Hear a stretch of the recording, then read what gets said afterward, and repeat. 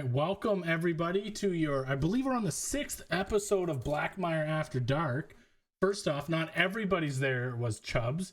One was B and one was Coda, as they both take a very confident drink as the show starts. First off, we're gonna do some mic checks. If you guys want to say hello, so make sure everybody can hear you guys. Hello, everyone. So for anybody who's new here, the way this works is we meet our wonderful guests, talk about their past, talk about their current RP stuff, who they are, and then we deep dive their Twitches and now Twitters, specifically because B told us not to. Fuck you.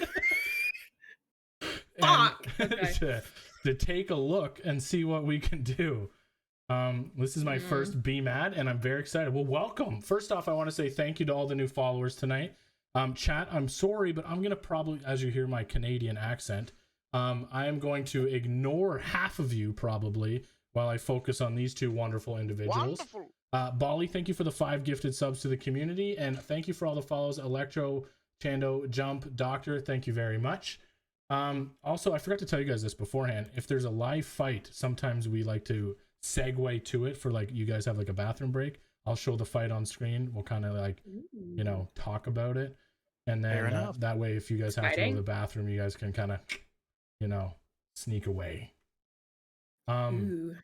So first off, thank you for coming. I appreciate you both very much. Thank you for having us. Yeah, you're welcome. You're very welcome. First off, I don't think, like, my company and you guys specifically haven't really met, like, very often. I forgot to make that lower. Thank you, Azul, for the bits. But I don't think we've ever met because you guys are both technically Navy High Command, and we were pirates and privateers the last few seasons. So my first question, as I ask everybody always, Chubbs, thank you for finally joining us. Got you, bud. Is you guys can answer in whatever way you want. Is when did you start into roleplay? It doesn't have to be Atlas, just roleplay in general. I'll let Coda take this one first. Damn it. Okay. So I started into roleplay with Atlas, actually. I was, I don't know, browsing the interwebs, and at the time I think I was playing a lot of Destiny and a lot of like PUBG back when. And so, you know, the algorithms do what the algorithms do, and they started to feed me little shorts of clips and things. And of course, Fist started to pop up in my shorts.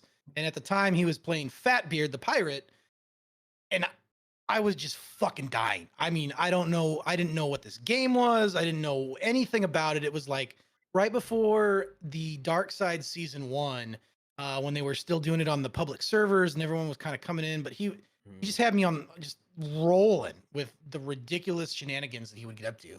And so I'm like, I don't know who this fucking guy is. I don't know. I can swear on this, right? Like, that's no problem. It's after, okay. It's after if it was, I was going to be like, I have to go. I probably should have asked early on, but we did play No More Fucks to Give. Coda, so I figured, I also did tell you that we had an ass cheek on the show last week. You did say that. Which I'm so mad, because how the fuck are we going to top an ass cheek? I don't know. Naked cartwheels, I guess, in my room. I don't know. We'll try. We'll see where it goes. Creative. We're all gonna get banned tonight. So, where it goes is that now I'm distracted. Fist was being Fist, right? Like, Fist was just being Fist, and I was like, I don't know what this game is, but I gotta fucking like this community, you know. And then there was like some GTA stuff that kind of, once you start to look at once you start to look at any sort of clip, it's gonna start feeding you more. So I'm like, oh my god, there's this whole like community of role play out there. So I hunted around, I dug through what game it was, I downloaded Atlas, I started to you connect the dots and follow the breadcrumbs and all this shit, and found Fist and saw this game that he was playing, and he mentioned Dark Side, and I did a little Google foo, and next thing I know, I'm on the server in season 1, and I've been in the Navy ever since. Puffins literally joined season 1, that first naval recruitment class. You've only been Navy? Yep. Wow. So Puffins was he was part of the first recruitment class with back when like you had to go through the Great Palm Alliance as a civilian entity first, and then they would take you off of that island and put you into the Navy, and then you had to start the process all over again. And that was back when Classy was playing Commodore Wilkins and was running the Navy, and it was just a Percy. yeah, it was just a different day and age back in my day. Back in season Well, one. now we can have beef and say we'll ask you later who the best admiral that you've been under is. Fair enough. Yeah, fair enough. B, when did you get into role playing? What game was it, or? Okay. Well, I have two answers for this. Do you want the long one or the short one? Long. We got time. Okay. So my first ever introduction into roleplay was actually text roleplay. I don't think I've ever really talked about this before. Well, I think it was now's kind the of like a time. repressed. It was like a repressed memory because I like cringe so hard looking back at it now that I give myself fucking whiplash. Like it's horrific. But I used to do text RP, and I remember somehow I ended up in like a Full Metal Alchemist like board where they were like doing it, having never fucking watched Full Metal Alchemist in my life. And I didn't know what the fuck was going Just on. dove right in, you know? I literally did. I made my own fucking character because I was like, this is cool. I don't know what the fuck this is, but this seems rad. And I was like, Alchemy's neat. this is neat. This is so cool. And it was a drawing board along with a text board. And you could like draw pictures and stuff while you were RPing. And I love art. I'm an artist. So I would like draw like my character and other people's characters and stuff and RP at the same time. I don't want to go too deep into it because honestly, the thought of it makes me want to vomit. But yeah, there was definitely like that was my first sort of introduction to it. And then as I got older, I was kind of like, RP is so fucking cringe. Oh, I can't believe I did that. That's so gross. Could you and imagine going to school back then and be like, I'm gonna text RP group? It's like, I'm gonna text RP group, guys. I don't know. I'm pretty fucking cool. I'm a big deal online. I'm a big But- deal on my server. I'm a big deal in a Full Metal Alchemist group.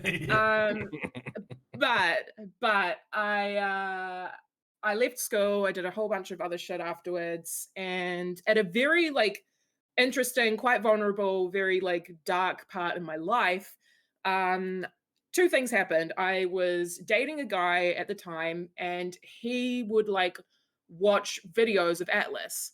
And I was kind of like, oh, okay, like whatever, didn't really think too much of it at the time.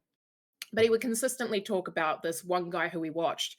And at the time, I was like, I don't really care. And then later on, way down the line, I was watching RP because it just randomly popped up on my page, and it was of GTA RP. And it was these guys who were like running around, and then they ran into this one character called Doob, which is played by, again, Fist of the Walrus. And I was like, what the fuck is this? This is so fucking weird. I love it. What the hell is going on?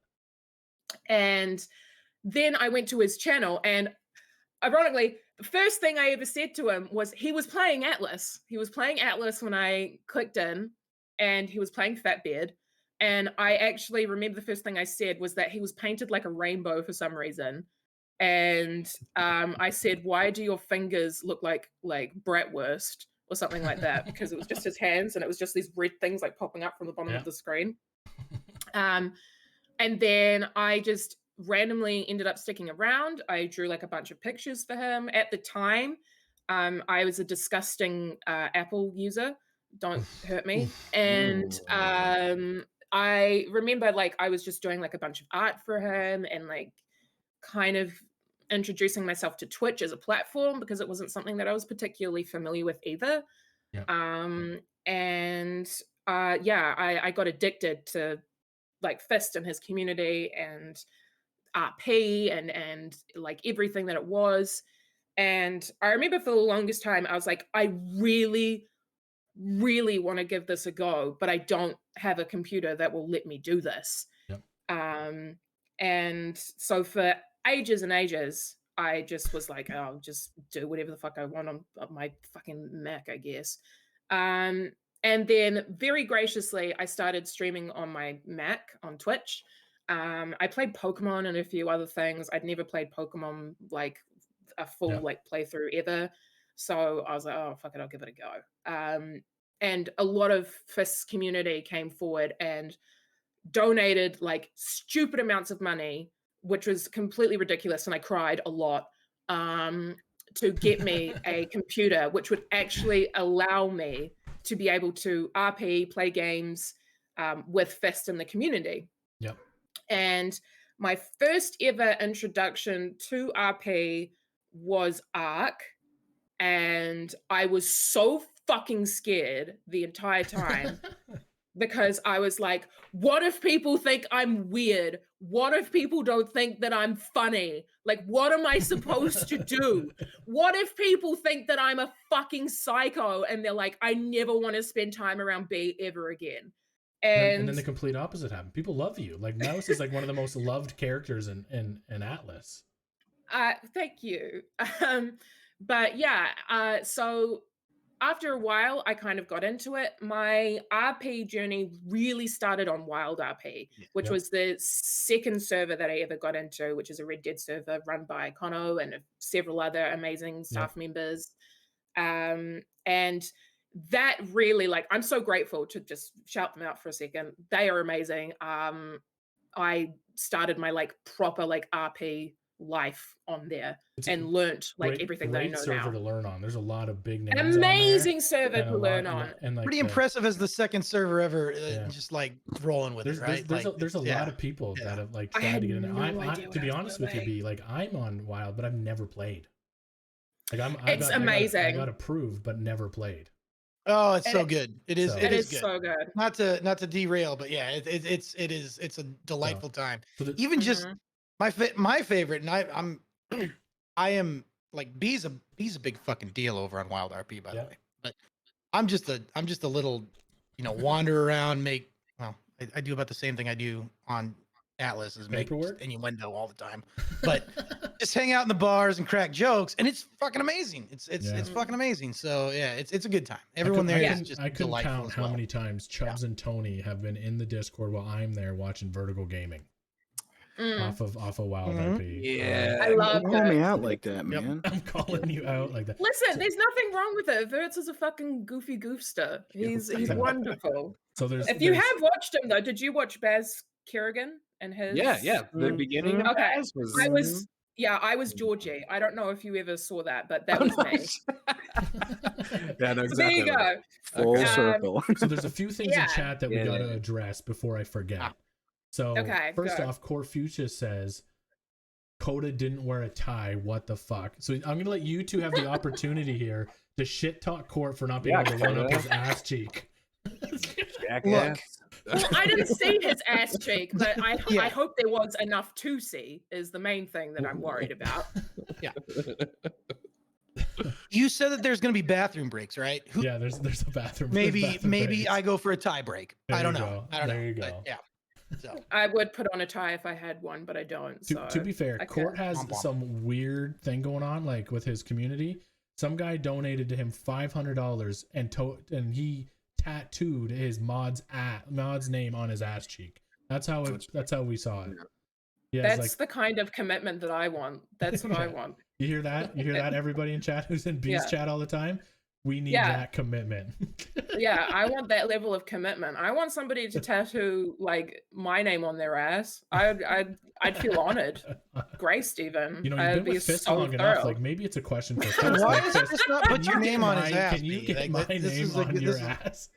Weirdly enough, like forever and ever ago, when I was trying to get overseas to go to TwitchCon, which I've been trying to do for fucking years, he and I talked about like going out and like getting like a fucking tattoo, and we were like, should we go get like fucking tattoos together and shit? And he was like, yeah, but again, that's never happened, and I don't know if he's still on board with that. But it was something that we discussed. She will get your name tattooed on her ass, B.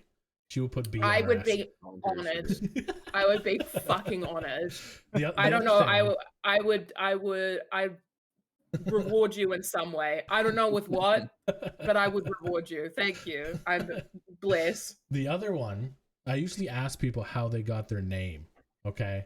but Bellasaurus outed you, B, already, and said your name used to be Soviet B.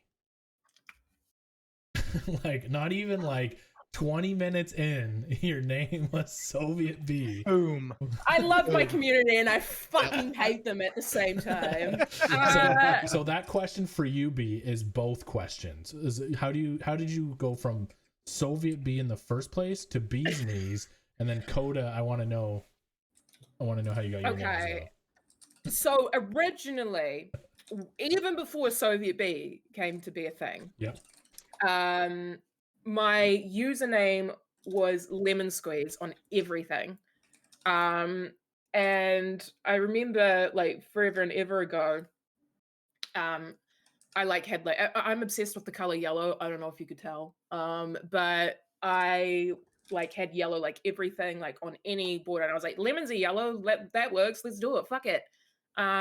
So I just started naming myself Lemon Squeeze, and then after time, I was like, this username feels like I've outgrown it. And at the time, I was working with a guy at my old job who was a beekeeper, and like just in his spare time. And I remember I'd like bartend with him, and we'd be working really fucking late, and he would just tell me like all this shit about bees. And I remember being like completely fucking riveted, because my little goblin brain is like, weird factoids, yes, feed me. So he quite literally just like gave me all this like incredible but completely fucking useless information, which I will never put into actuation. You never know that. If there's an apocalypse, knowing about bees is a big deal. I suppose so. Yeah, you could be the world. You could save the world. Yeah, like yeah. You could save the world. Oh my god! Don't give me that much power, guys. I might abuse it, but I literally was like, oh my god, this is fucking cool. And then I became obsessed with bees. I literally became obsessed with bees afterwards. And I started buying like all of these like bee themed things. I was like researching. I think I have quite literally a book which I have entirely dedicated like so much time to just learning about bees. I spent 3 hours making a chat command being a moderator on Fist Channel, which just gives you random facts about bees, 101 random facts about bees. That's coming out, holy smokes. I was so fucking dedicated to it. However, the Soviet bee thing happened because when I was initially making my Twitch account, I was like, I don't fucking know what to call myself. I was like, I don't know. I don't fucking know. I don't know. Yeah. And at the time, I was watching Soviet Womble a lot. Yeah. And I was like, fuck it, Soviet B. Fuck it. That makes sense. Why not? Yeah. Okay. I think everybody who had like that original name on Twitch has changed it. I don't know if anybody's is still the same, because mine used to be Milk and Cookies. Yeah. And then I got rid of mine, and I was like, man, like this is too childish. I swear a lot when I'm doing stuff, so let's get rid of that. Anyways, continue. Yeah. So then what happened was, I started spending more time in the community and stuff. But then also what happened was that over time, I'd be streaming far more often than I do now. I'm sorry to my community. I promise I will have a regular stream schedule eventually one day, maybe. But I literally was like, okay, I don't know what the fuck to do, because I had all these Russian people coming in all the time and like speaking like full-blown Russian to me. And I'd be like, I'm so sorry. I don't know how to fucking speak Russian. And they would be like, why do you have Soviet in your name then? And I'd be like, I'm sorry. Like, I don't know what you want from me. I'm so sorry. I feel so called out. Is this a bad thing to have in my username? I don't fucking know. You were canceled before it was canceled in Russia. I was fucking canceled by Russians.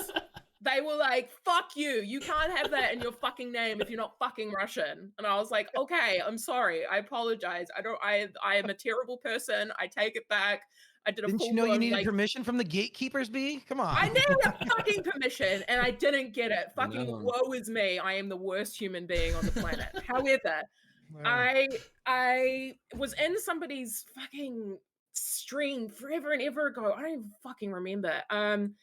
And they were like, oh, B is the bee's knees or the bee sneeze. And I remember sitting there and I was like, that's a fucking genius username. I want to be B Sneeze. And so I looked it up to see if anybody had the username B Sneeze. Yeah. And they did. And it was a dormant account. And I was so fucked off about it. Yeah. And I was like, this fucking account like never gets used. I don't fucking do anything with it. And it's a really good fucking username and I can't have it. I am enraged. I don't know what the fuck to do with myself. And so then somebody was like, just take the E off the end. And I was like, oh, that works. And so then it just became like a... You're just sitting there at home, like pacing back and forth, like, this guy's a piece of shit. I hate it. And then Morgan's like, why don't you just take the E off? Oh. And I was like, yeah, that's what you're totally right. Let that be a lesson for my mental capacity, just in general. Just A to B at all times. But I quite literally was like, oh, that makes sense. And now my new favorite thing is it's like people will be like, is it Bee's Knees or Bee Sneeze? And I'm like, that's up to you. Just yes. Yes. Either or. So that is how I ended up eventually on my username. There you go. Very long story, but cheers. All right, Coda, off to you. Mine's not nearly as good as that. I had multiple cringe usernames. So I can't. I'm an old fuck, right? Like so. I came about when the internet like became a thing, and we all just sat in little chat rooms and like threw up usernames. Habbo and, Hotel. You know, yes, exactly. I was just telling a story about that the other day too. Yeah, and all of the awful things that occurred in my childhood. Chubbs and I don't look old. Chubbs and I don't look old, but Habbo Hotel is, you know. I was obsessed with Habbo Hotel. I did really terrible things. I had, oh God, do I get into this or as a side tangent? Just hold on. Go on. So we currently have a ship. You guys might, I don't know if you guys have it, but so up here in Canada, our early stages internet was called Simpatico Internet, which was the old dial-up. And one of the people in my company named our ship Simpatico, and all I think about every time I hear that is the old internet connection sound, and I get so angry. I'm like, get that fucking ship out of here. That makes sense. Like when I first found out about Habbo Hotel, I was like, oh, this is kind of cool. And then I remember getting in and just being completely incensed because somebody, like, I used like the basic, you know, like colors and hairstyles and everything that you could use. And I remember I got in and I was like, my avatar looks so fucking good. And then somebody like just flamed the fuck out of me going, bacon here, bitch. And I was like, what the fuck? I was so genuinely fucking upset. And so then I was like, I can't look like this anymore. I have to go and get the MC membership because people are roasting me on the internet for my gross pixels. You were early stage. You were one of the first cases of online bullying. Literally. And so I was like, I'm gonna go out, I'm gonna do all this stuff. So I remember I went out. I don't understand how I have all these fucking stories. So I, and a very terrible and something that I like severely fucking regret to this day, I was like, I refuse to be bullied online. I want to be taken seriously. So I stole $50 out of my mum's wallet, went to like what you guys essentially, it's like a GameStop for you guys, but it was called EB Games. Yeah. And I went and bought a Habbo Hotel card for $50. And I was like, I'm going to fucking show those people. And then I went in and immediately, like after I think about a week of it, I got fucking hacked by somebody. And I was so fucking upset. And the fucking craziest thing too was that whoever this hacker was used my account for like months afterwards and made like went around like hacking a bunch of people, that they actually put out a public announcement about my username being like, avoid this person, they are a hacker, they are a scammer, you know, like don't go near them. Imagine like the warning was like, watch out for bacon hair. She is a hacker. Something has never died. Yes, you're getting so mad about bacon. Watch out for the character with bacon hair. Watch out for that bitch with bacon hair. She'll fuck you up. And I I was like, oh my God, I was so angry about it too. And my friend was like, did you give out your password? And I was like, no, I just gave it out to this guy who promised me Fernie if he like it was totally fine. Everything's fine. The old days hacking where it's like, hey, I'll give you this if you tell me all your information. Yeah, literally. Hacking is just social engineering, right? Like back in the day, yeah. Like, hey. So chat for Criminal B has been confirmed. She is a thief. All right. I am a thief. I've done some terrible things in my time that I'm not proud of. They say. So Coda, back to you. So your name. Yeah. Well, so yeah, the Habbo Hotel and all that, but like even like not to give away the MacGuffin, but like even before that, right? Like back in the GeoCities Angel Fire era of the internet, which is like we're talking mid 90s, right? Yeah. You'd go hang out and all the various chats and things, and lots of various cringe usernames. ASL. Yes. Oh yeah. Like you'd show up in chat and it's just immediately like ASL. Well, yeah, So you work your way through a bunch of them. Why Coda 19? I was 19 years old at the time. I'll tell you that. That's where the 19 comes from. No idea what the fuck Coda. I thought it sounded cool. So for all you young kids, ASL is age 6 location. Yep. For all you young kids who instead use the IP tracker on what is that Omegle shit that they do now. Yeah. Oh hell no. I remember that Omegle and its like initial like baby phase and being obsessed with it. I don't know those YouTubers that make those videos. Like how do you take the dive and seeing so much dick just to get a couple funny comments? You know what I mean? Oh my God. Like I have a pretty dark history with Omegle, but like in general, like I remember the first time I ever saw a penis was on Omegle. And Of course. And I remember being so shocked that I just said, "What is that?" I was like, "Oh God, what is that?" And he was like, "I was like, oh, it's mushroom." I was like, "What the fuck are you doing, man? What the hell, man? I don't know what the hell he's doing. It's fucking weird." But yeah, I mean, the simpler times. I mean, They were back in the day.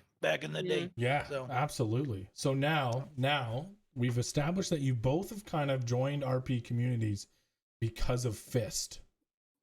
Yes. Yeah, blame him. So the question is, the next question is, what is your favorite Fist and you moment?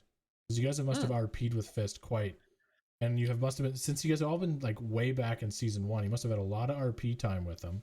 What is your favorite Fist moment with? While you guys think about it, I'm gonna read some statements because Chad is hilarious tonight. Fat, which is the guy who has his name tattooed on Corfucius's ass, by the way. It says Fat Life on his ass. Nice. I enjoy penis so much as the next guy, but Omegle penis just sounds nasty. Which it is. I mean, it's just like... honestly, the way I would describe it is like a chopstick holding a cocktail umbrella. Jesus Christ.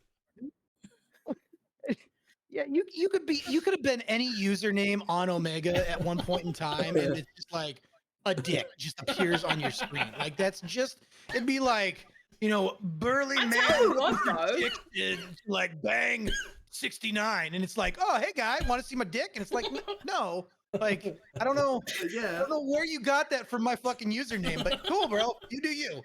I will say, if you are somebody who is like a bit of like a connoisseur of like human anatomy and just like how it all looks, a variety to look at. Like I've seen ones that are just like an acorn in a nest. I've seen ones that are quite literally just like behemoth like dog rolls that you get, just fucking insane. I've seen ones which are like, skewed over like 90 degrees. It's certainly very interesting. Basically what you're saying, B, is that you're a penisaur, whatever it's called again. I am a penisaur, and I'm happy to be so. I've seen many a dick in my day. Cheers to that. But also, like, primarily a lot of it. How you doing, bud? Yeah, primarily a lot of it has just been, like life drawing classes that I've been to, and trust me, there is a wide array of penis variety when you go to life drawing classes. All right, so off the cock conversation. So Fair enough. So favorite. We are after dark, so I could care less where this goes. Vote for B to replace Chubbs. To be fair, you did have good. Muffins and Mouse onto this show. Yeah. I don't know what you thought you were gonna get when that was, Listen, decided upon. I was talking to Trippy before this, and he's like, "Who do you have coming on?" I said, "Well, it's Mouse and Coda." And he's like, "You're gonna have some good fucking times on that show." What can I say? So cool. So back to your favorite RP moment with Fist. That's like involving you or like in general, like a good funny conversation. Go ahead, B. Okay, can I say 2? Yeah, sure. Okay, so my absolute favorite of all fucking time, and I'm so fucking sad that we didn't get more time to do this. We only had 1 day of it, and I'm so unbelievably bereft that there was no more. Was when he played on somebody's server, I don't remember whose it was, doing Conan, and he played Fabio, who is like this Durkheadian, like, sex god, like kind of guy who takes himself like very seriously, is totally in love with himself. This must be Conan. Is it Conan? Yeah, this is Conan. Yeah. There's only sex gods in one roleplay scenario, and it's Conan. Yeah, literally, like just that kind of vibe. And then I had an absolute fucking menace called Zave, who I tormented his character by like, I'm moving in. And he was like, "What the fuck? I live alone." And she was like, "Too late, I've moved in. Here's my stuff." And like just placed like all this shit everywhere. And he was like, and it was just like the two of us, like I got to be the goblin for once. Normally he is the fucking chaos gremlin, but it was my job this one time. And I was so fucking happy where I was like, his character is like totally antisocial and like doesn't want to be around anybody. And so I was like, I've invited the neighbors over. And he was like, what the fuck? I don't even know we had neighbors. And I'm like, they're coming over. Like, I've told them that we're in love and that we're going to have a baby together and all kinds of crazy shit. And Fist was like, I remember I went back and watched the VOD afterwards and Fist was cackling. And one of my absolute favorite things is making Fist laugh because that motherfucker knows how to make me laugh. Even jokes that I don't fucking laugh at, that I don't find funny, he will do, and I'll be like, I fucking hate you because you know exactly how to deliver it to make me break and like make me lose my shit. I fucking hate him for it. He's such a fucking button pusher with that shit too. He fucking is. Yeah, that motherfucker installed my buttons. We're calling Fist out right now. I'm calling that motherfucker out. Alex, you bitch. You installed my buttons. The first name and everything. He got in trouble. Alex. But yeah, and then obviously my second favorite, and this is genuine hand on my heart, is Mouse and Flemington. It is so much fun getting to be like the antithesis to his character, where Mouse is like very proper and like tries to get everything like regimented and organized and is like very logical and is like, I just want everything to work right. I want to make sure that you have your paperwork done. I want to make sure that everything is like by the book. And Flemington is like, hey, I stole 5 gold from trade and decided to buy 5 gold worth of ice cream, which only got me like 40 ice creams. And now I'm running off to the Jaegers to like go pay this ridiculous debt because I stole money from fucking trade and they can't know.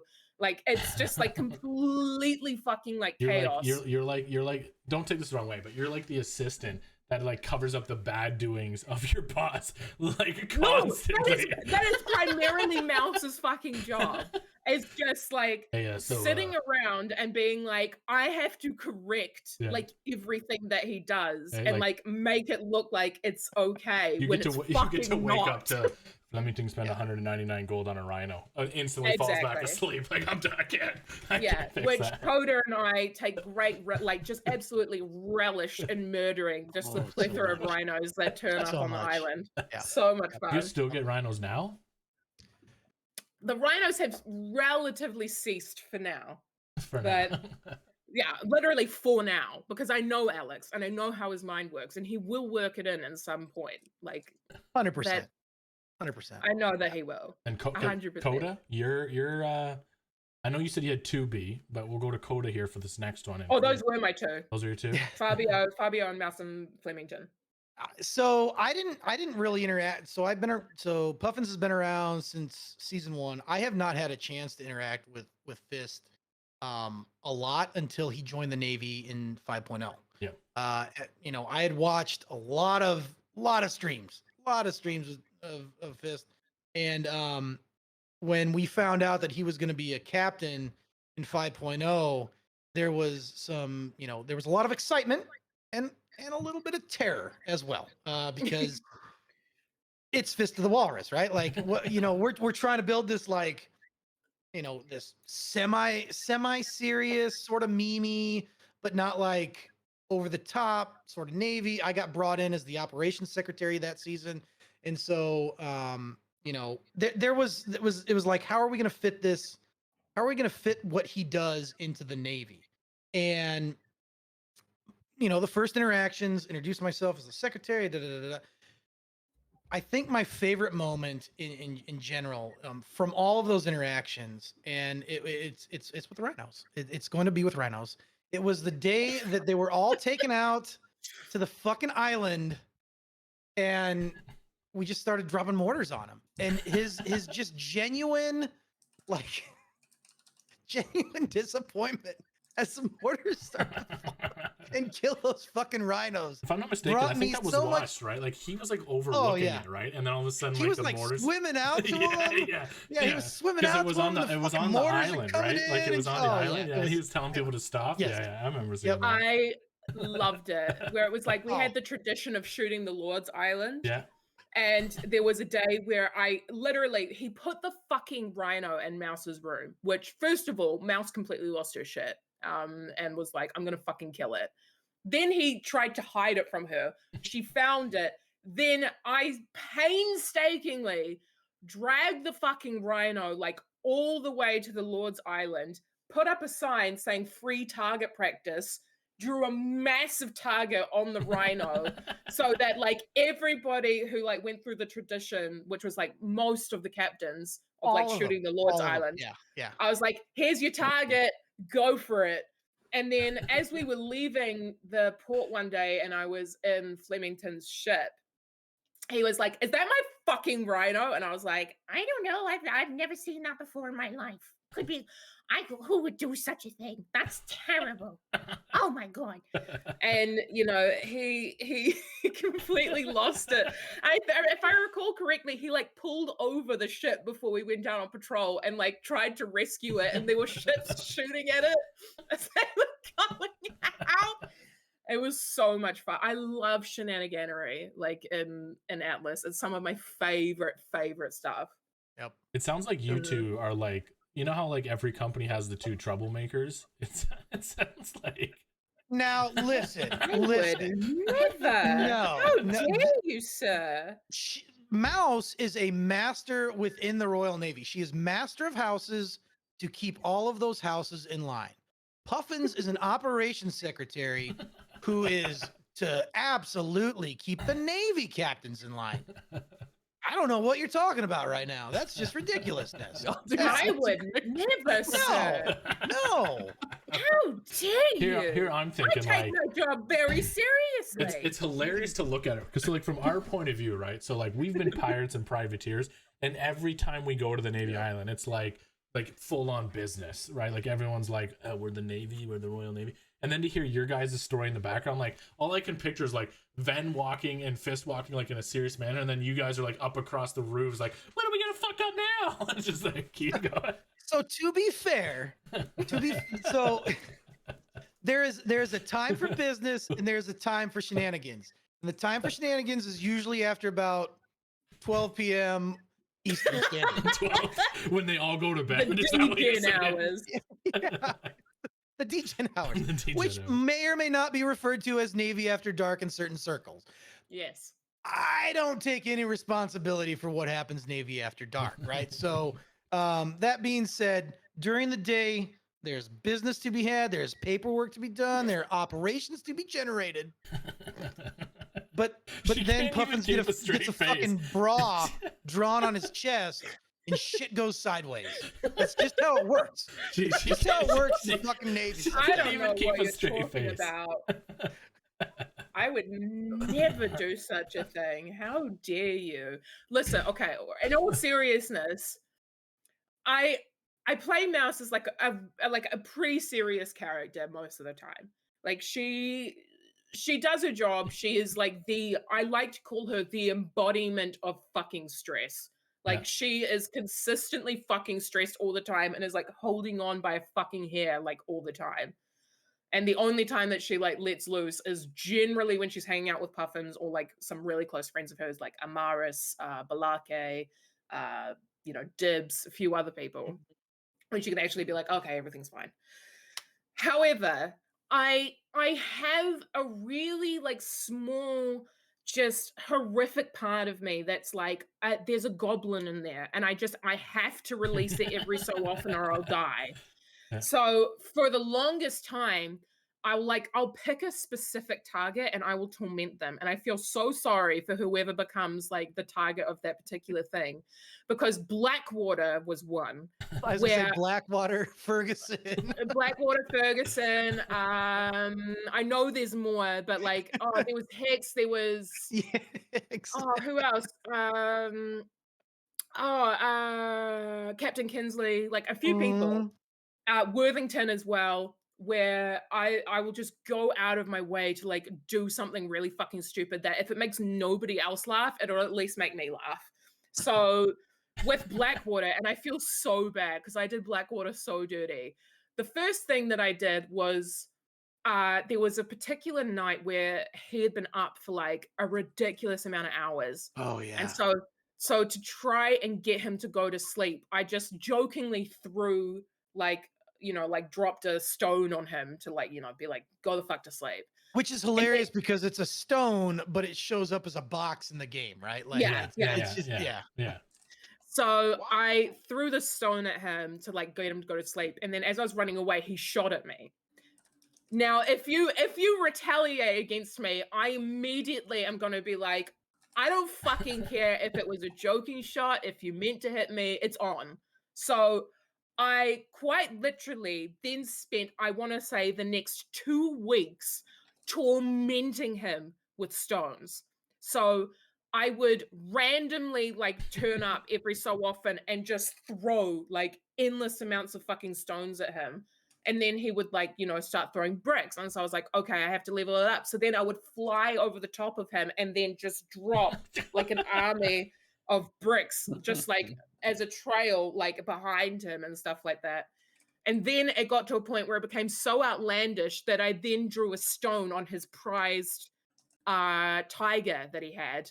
I drew a stone. I wrote mouse rules, like a bunch of other shit. Then that wasn't enough because then he retaliated again. So then I managed to steal some keys. I then broke into his room and I covered every single surface and canvases and then put paintings of rocks on every single canvas in his room, like covering every inch of it. There was also a particular like area which was like kind of difficult to see, but if you see it, it's like, which the entire back area of the secret area was covered head to toe in fucking rocks as well. Like So it sounds like you started like a little funny thing, and then he started the war, and then you ended it. Quite literally, you escalated. I am an escalator, and I'm so sorry to people who have been on the receiving end of it. But it's just one of those things where it's like once I start, I can't stop. Like there is a line that I surpass, and then people are like, "Okay, I need it to stop now," and I'll be like, "Okay, but like, what if there was one more? Just one more, just one more." And then that often leads people to be like, "Okay, fine, like I'll end it," and then I'm like, "No, I need to have the last word." That's terrible. Like, you can't do that to me. It always needs to be me that ends this war. Please, just let me have this thing. Like, I'm terrible in ship combat.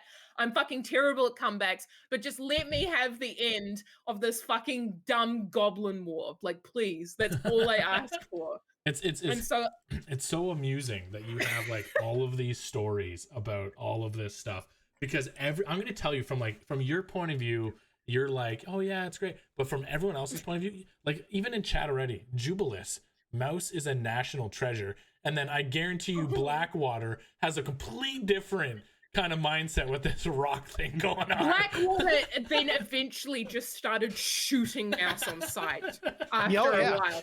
Yeah. He And started Puffins would be like, shooting Mouse what on the hell's sight. going on here?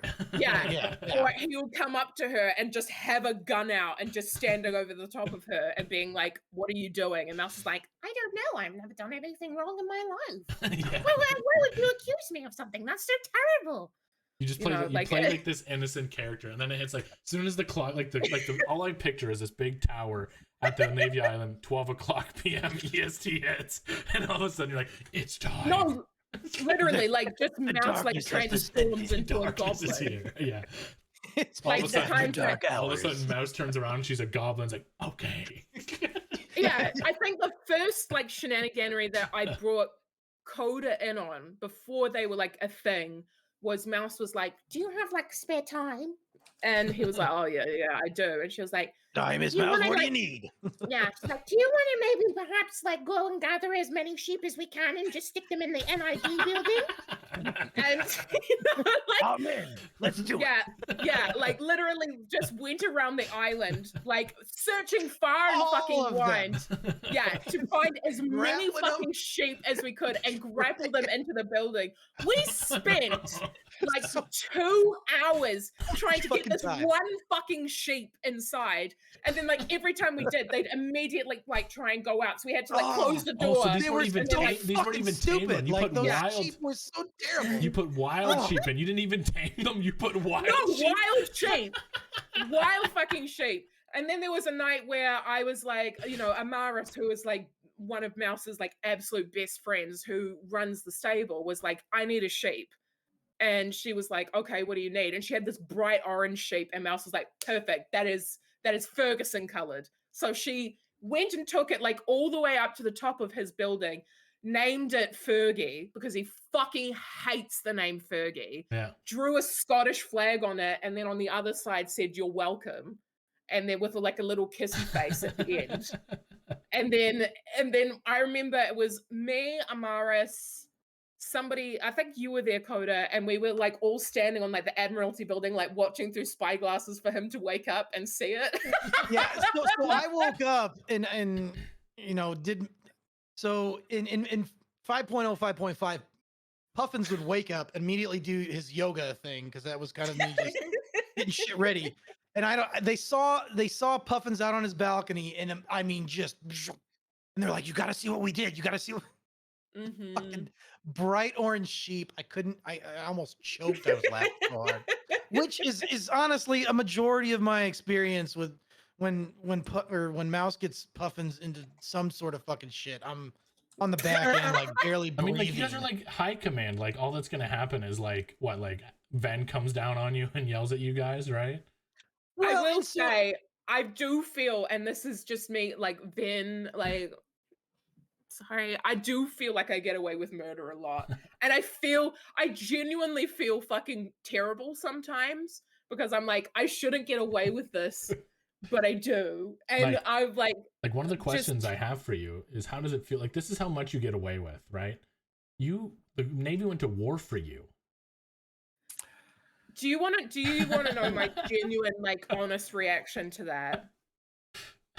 So when it happened, one, I was fucking flabbergasted because I was like, I remember Trenchmouth, who I fucking love and adore with like every fiber of my being. Didn't he play Duckberry? Wasn't Yes, Trench he played Okay, Duckberry. yeah, Yeah. that's right. Said to me when I first made the character and when she first like washed up, because he came with me. He was one of the people who was there with Mouse the first day that she turned up on the Trade Dogs.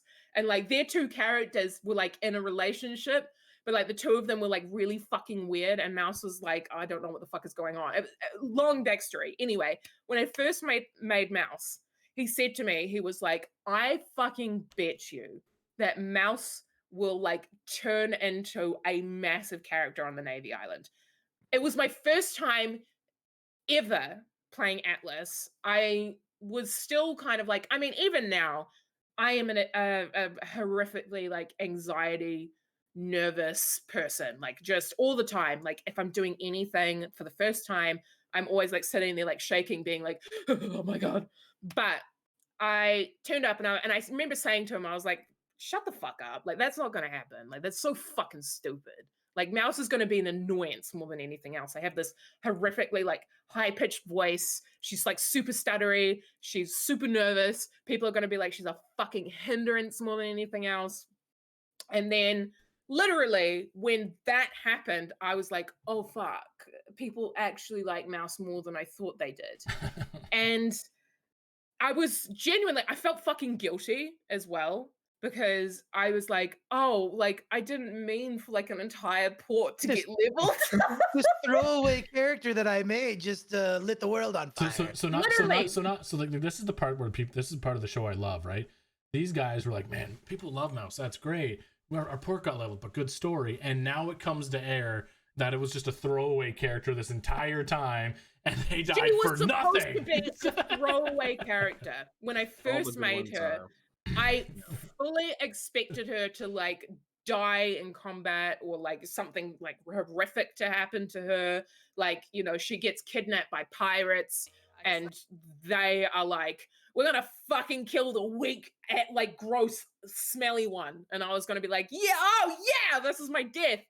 But like, I remember getting to I remember, and like the many various times that like Mouse got kidnapped, like, you know, the first time they were like, oh, Mouse is too nice, we can't kill her. And that was Trippy. Yeah. And like Trippy and myself, like our two characters, Kai and Mouse, ended up like becoming really good for it. Don't fucking look at me like that, Coda. Like the two of them ended up becoming like really good friends, where it was like a kind of like brother-sister relationship. And Mouse was like, I know this obviously goes against like everything that the Navy stands for, but Mouse was genuinely like felt this really intense connection with him. When he died, it was fucking horrific for her. So did you feel like you were special to Kai, or just part of his harem, since he has so many girls? Yes, it hasn't fucking changed. I Mouse know, right? has Mouse on multiple occasions is like, I just want somebody to horrifically burn you when you ask them to be like, when they ask to be your wife. Yeah. I just want somebody so bad to be like you're so fucking foul. No. So like, Mouse can be like, good. So like in role play, right? With Balake even, yeah. right? Like, yeah. Like within our first, Mouse loves Balake. Within our like first, with every fiber. Within our first 2 weeks of the season, Trippy was at our port and already married twice, and we tried to have another wedding at the port. That was so great. That fucking wedding at your guys' port. Oh my God. Hey? I totally forgot about that, dude. We were on the but the best part was is that Provo wasn't working perfectly, you know. So I was lip reading and I could hear them, and it was all a lie. Obviously, it was just a horrible lie. So it was me and Tony sitting there like, what does he want? He wants to marry you. He says you stink like shit or something like that. I don't even remember who was it that we like. Who was it that we like threw in front of him and we're like, because there was someone selected, and then was it fucking Porter that got up there? Yeah, it was like Porter. Wolfie? Yeah, Porter was on one side and Trip and Balake was on the other. Oh, yeah, that was fucking amazing. And then it all went downhill when we finally asked a girl, where he was like, "Well, she's almost my wife," and then on the spot she was like, "No." No. And then we were like, Mouse would have been thrilled. But yeah, like quite literally, he said to Mouse too, because like this is just like, you know, goofs and gaffs kind of thing, where, you know, like the two of them were like hanging out, and Mouse was like, I just so desperately want somebody to say fucking no to you and like really like be like fuck you. And so he like literally like got down on one knee and was like, oh, Mouse, will you marry me? And Mouse was like, I'm sorry, what? Yeah, and Mouse is like, I'd rather drag my vulva through 10 miles of broken glass, but thank you. And, you know, like, like, it was fucking stupid. And, like, I love shit like that. Like, the little goofy, dumb, like stupid moments that you get with like other characters and like in betweens is so much fun. Like that's the stuff that I really live for. All right. I So, also, Go ahead. like Go ahead, oh no, I was gonna say, and Lou as well of like the kidnapping and like Mouse's part and like all of that kind of stuff and people saying that she's a national treasure, kind of linking back to that. There was quite literally like a time where after Mouse got kidnapped the first time and Mouse like cried and was like really upset and was like, I didn't expect this, like I don't know what the fuck happened, like somebody got shot. After that, I remember like there was a couple of times where she got kidnapped again. There was an exchange of Mouse for Puffins at one point where Mouse was like fucking distraught and she was like, don't do this, like please just let me, like I don't care. And you know, very sweet, very emotional moment between the two of them, like on this bridge where they were both like being exchanged. But then after that, that port got fucking leveled. And then I remember being on a pirate ship, and Mouse, again, during this deployment has said, I don't think anybody is going to kidnap me. I hope somebody does, but like, I don't think anybody is going to kidnap me because the last time Mouse got kidnapped, which was by Toast and his crew, they picked her up and they were like, oh, it's fucking Mouse. And so they gave me like a raft, tools, food, supplies. They dropped me off on the nearest island and they were like, you're welcome, Miss Mouse. We were going to burn the world for you. Yeah. And they were like, we don't want this fucking smoke. Go the fuck home. B, I'm just saying, I enjoy the smoke. And we will be glad. Come find Mouse. We'll be glad, because not only will I do that, I will trade you back to Flemington. Knowing me in like out of character, knowing he paid $199 for a fucking rhino, he better be paying me $500 for Mouse. It's not Flemington that you got to worry about in that exchange, though. Yeah, that's true. That's true. The amount of times, and I will say this, Coda, the amount of times where people are like, you know, like Mouse will fall off a ship or something will happen to him. It'll be really minor. And then people are like, I'm so glad you're safe. I don't want to incur the wrath of Puffins. Has happened so many fucking times. It's ridiculous. Where everybody's like, I don't want to piss off Puffins. Like, make sure Mouse is okay. All right, so Puffins may or may not have lost his temper a couple of times when Mouse went missing. So what and for whatever reason, everyone's like, "Oh, it'll upset Puffins if she's gone again." I don't know why. I don't understand why, but yeah, it seems to be a meme of some sort. So what we're gonna do, quick, we have to have a host switch because someone's little boy is going crazy. We're gonna switch to. We're gonna switch. How old is the little boy, by the way? He is 3.5. Oh, yeah, his name's Logan, and he's driving my wife crazy, and she's looking at me like, I'm about to murder you. So we're gonna do what you gotta do, man. We're gonna switch to the clips. AD's gonna jump. We're gonna watch one clip here while they switch, and hopefully everything for the camera's sake turns out right. If not, we might have to move some stuff. So if you guys have the stream open, we're gonna watch a clip of you guys, and then we can do that. Okay. Okay, all right. I don't know if I'm emotionally prepared for this. I also want you guys to know, everybody in chat, while we switch over to this, go ahead, Chubbs, you're good to go.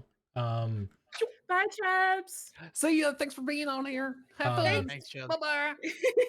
So here's the clip. There's a pig in a room with people in bras. So oh no. So we're gonna watch this one. Yeah. We do have a brig. Oh yeah. Yes. Absolutely. Long-haired Puffins too. I forgot about that. I mean, I didn't forget about it. Yeah. No, it really does not. It would literally be the last thing you ever do. Some things are for morale, and some things, we gotta know. Yeah. You gotta read the room, right? As we've always said, you gotta read the room. Yes. In my opinion, this is innocent funny. I can probably yeah, we do have a brig, and we do have a see if everything turns out right. No, I'm a little to the side. I can fix. Just give me a second. Pigs fly. Oh my god. It was almost perfect, chat. Almost. It would literally be the last. Almost, but you know what? That right there, that clip is some things are for morale, the embodiment of Navy After Dark. You gotta know. You gotta read the room. Throw that phrase. As we've always said, you gotta read the room. You never know what you're gonna get into. Yes. In my opinion, do you want to know something too, Coda? Is that at the very beginning of deployment, I was sent that particular night where you were wearing the bra and the bunny ears, as well as the vice admiral doing the exact same thing. I have been sent like that photo of the two of you, like, you know, doing the wave thing. Yeah. Oh, the wave. Yeah. Yeah. Jesus. And people are like, please put this on a fucking canvas or at least draw it. So I let's appreciate your restraint. I really do. I haven't Thank restrained you so myself. I'm working on it. So first off, I want to welcome AD, another host that's usually behind the scenes, the one that you will learn to hate being Coda, because he is the one that has deep dived all your information. I find it very difficult to hate a man with a beard that magnificent. Yes. If I'm being honest. So Truly so outstanding. what was going on in that clip? Go ahead. So I'm pretty sure that was actually Shinny Visk. Was like, do you want to go get a pig and put lipstick on it and then make Flemington believe that he had a wonderful, raunchy, zesty night with a you know, little rumpy pump with the pig. with a nice little creature. And so we drew eyelashes. I remember I drew eyelashes on it, lipstick. I think I tried to put a bra on it and underwear, but like sometimes with the painting, it can be like a little fucky. So I was like, I just gave up. So we did put like lipstick on it, eyeshadow, and eyelashes. And then we just had it sitting on his bed for him to wake up to. But we, like, to be fair, like the amount of times that people fucked with Flemington when he was sleeping just to wake up to weird shit was astounding. Sometimes it wasn't even me. Sometimes there was like a multitude of people. Like the Lords did it too. You think it's you've done it enough though that like Fist would wake up and be like, fucking Mouse, man. Like every time. I think a lot of the time when something goes wrong, he looks at Mouse and goes, what did you do? And Mouse is like, sometimes she's innocent, sometimes she's not.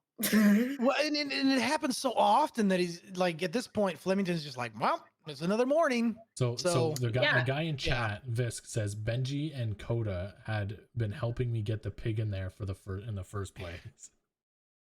So chat, just so you guys know, there's every so often people in chat are doing !BMad. You can join the Discord, you hit the little icon that says BMad, and you can ask these wonderful people live questions. Which one of them, by the way, I already love because I told B that I wouldn't ask her, but it was like the second question about your one of your Twitter posts about safety. So we're gonna look at safety post. Safety spokeswoman right here. So AD, safety is fucking sexy, and I will not have anybody say anything else. Take that link and put it in chat, please, AD. Okay. So I can actually see it, because I can't open it. If I switch to Discord, it'll make our cameras all screwed up. Oh, and Don's chat. Safety is sexy. It's I up will in not hear Ask anything Away under against Be that. Mad. Oh, ask. I got it. I'm already on it. But the other thing is, chat, if you guys do that, you can ask these wonderful two people questions. We're in already, and I have like 18 questions, and we've done 2. So we have a lot of time. I did tell them beforehand, and if some of my members of my community are here, I tend to fucking waffle and I won't shut the fuck up. So I did forewarn them. They know. So don't blame me.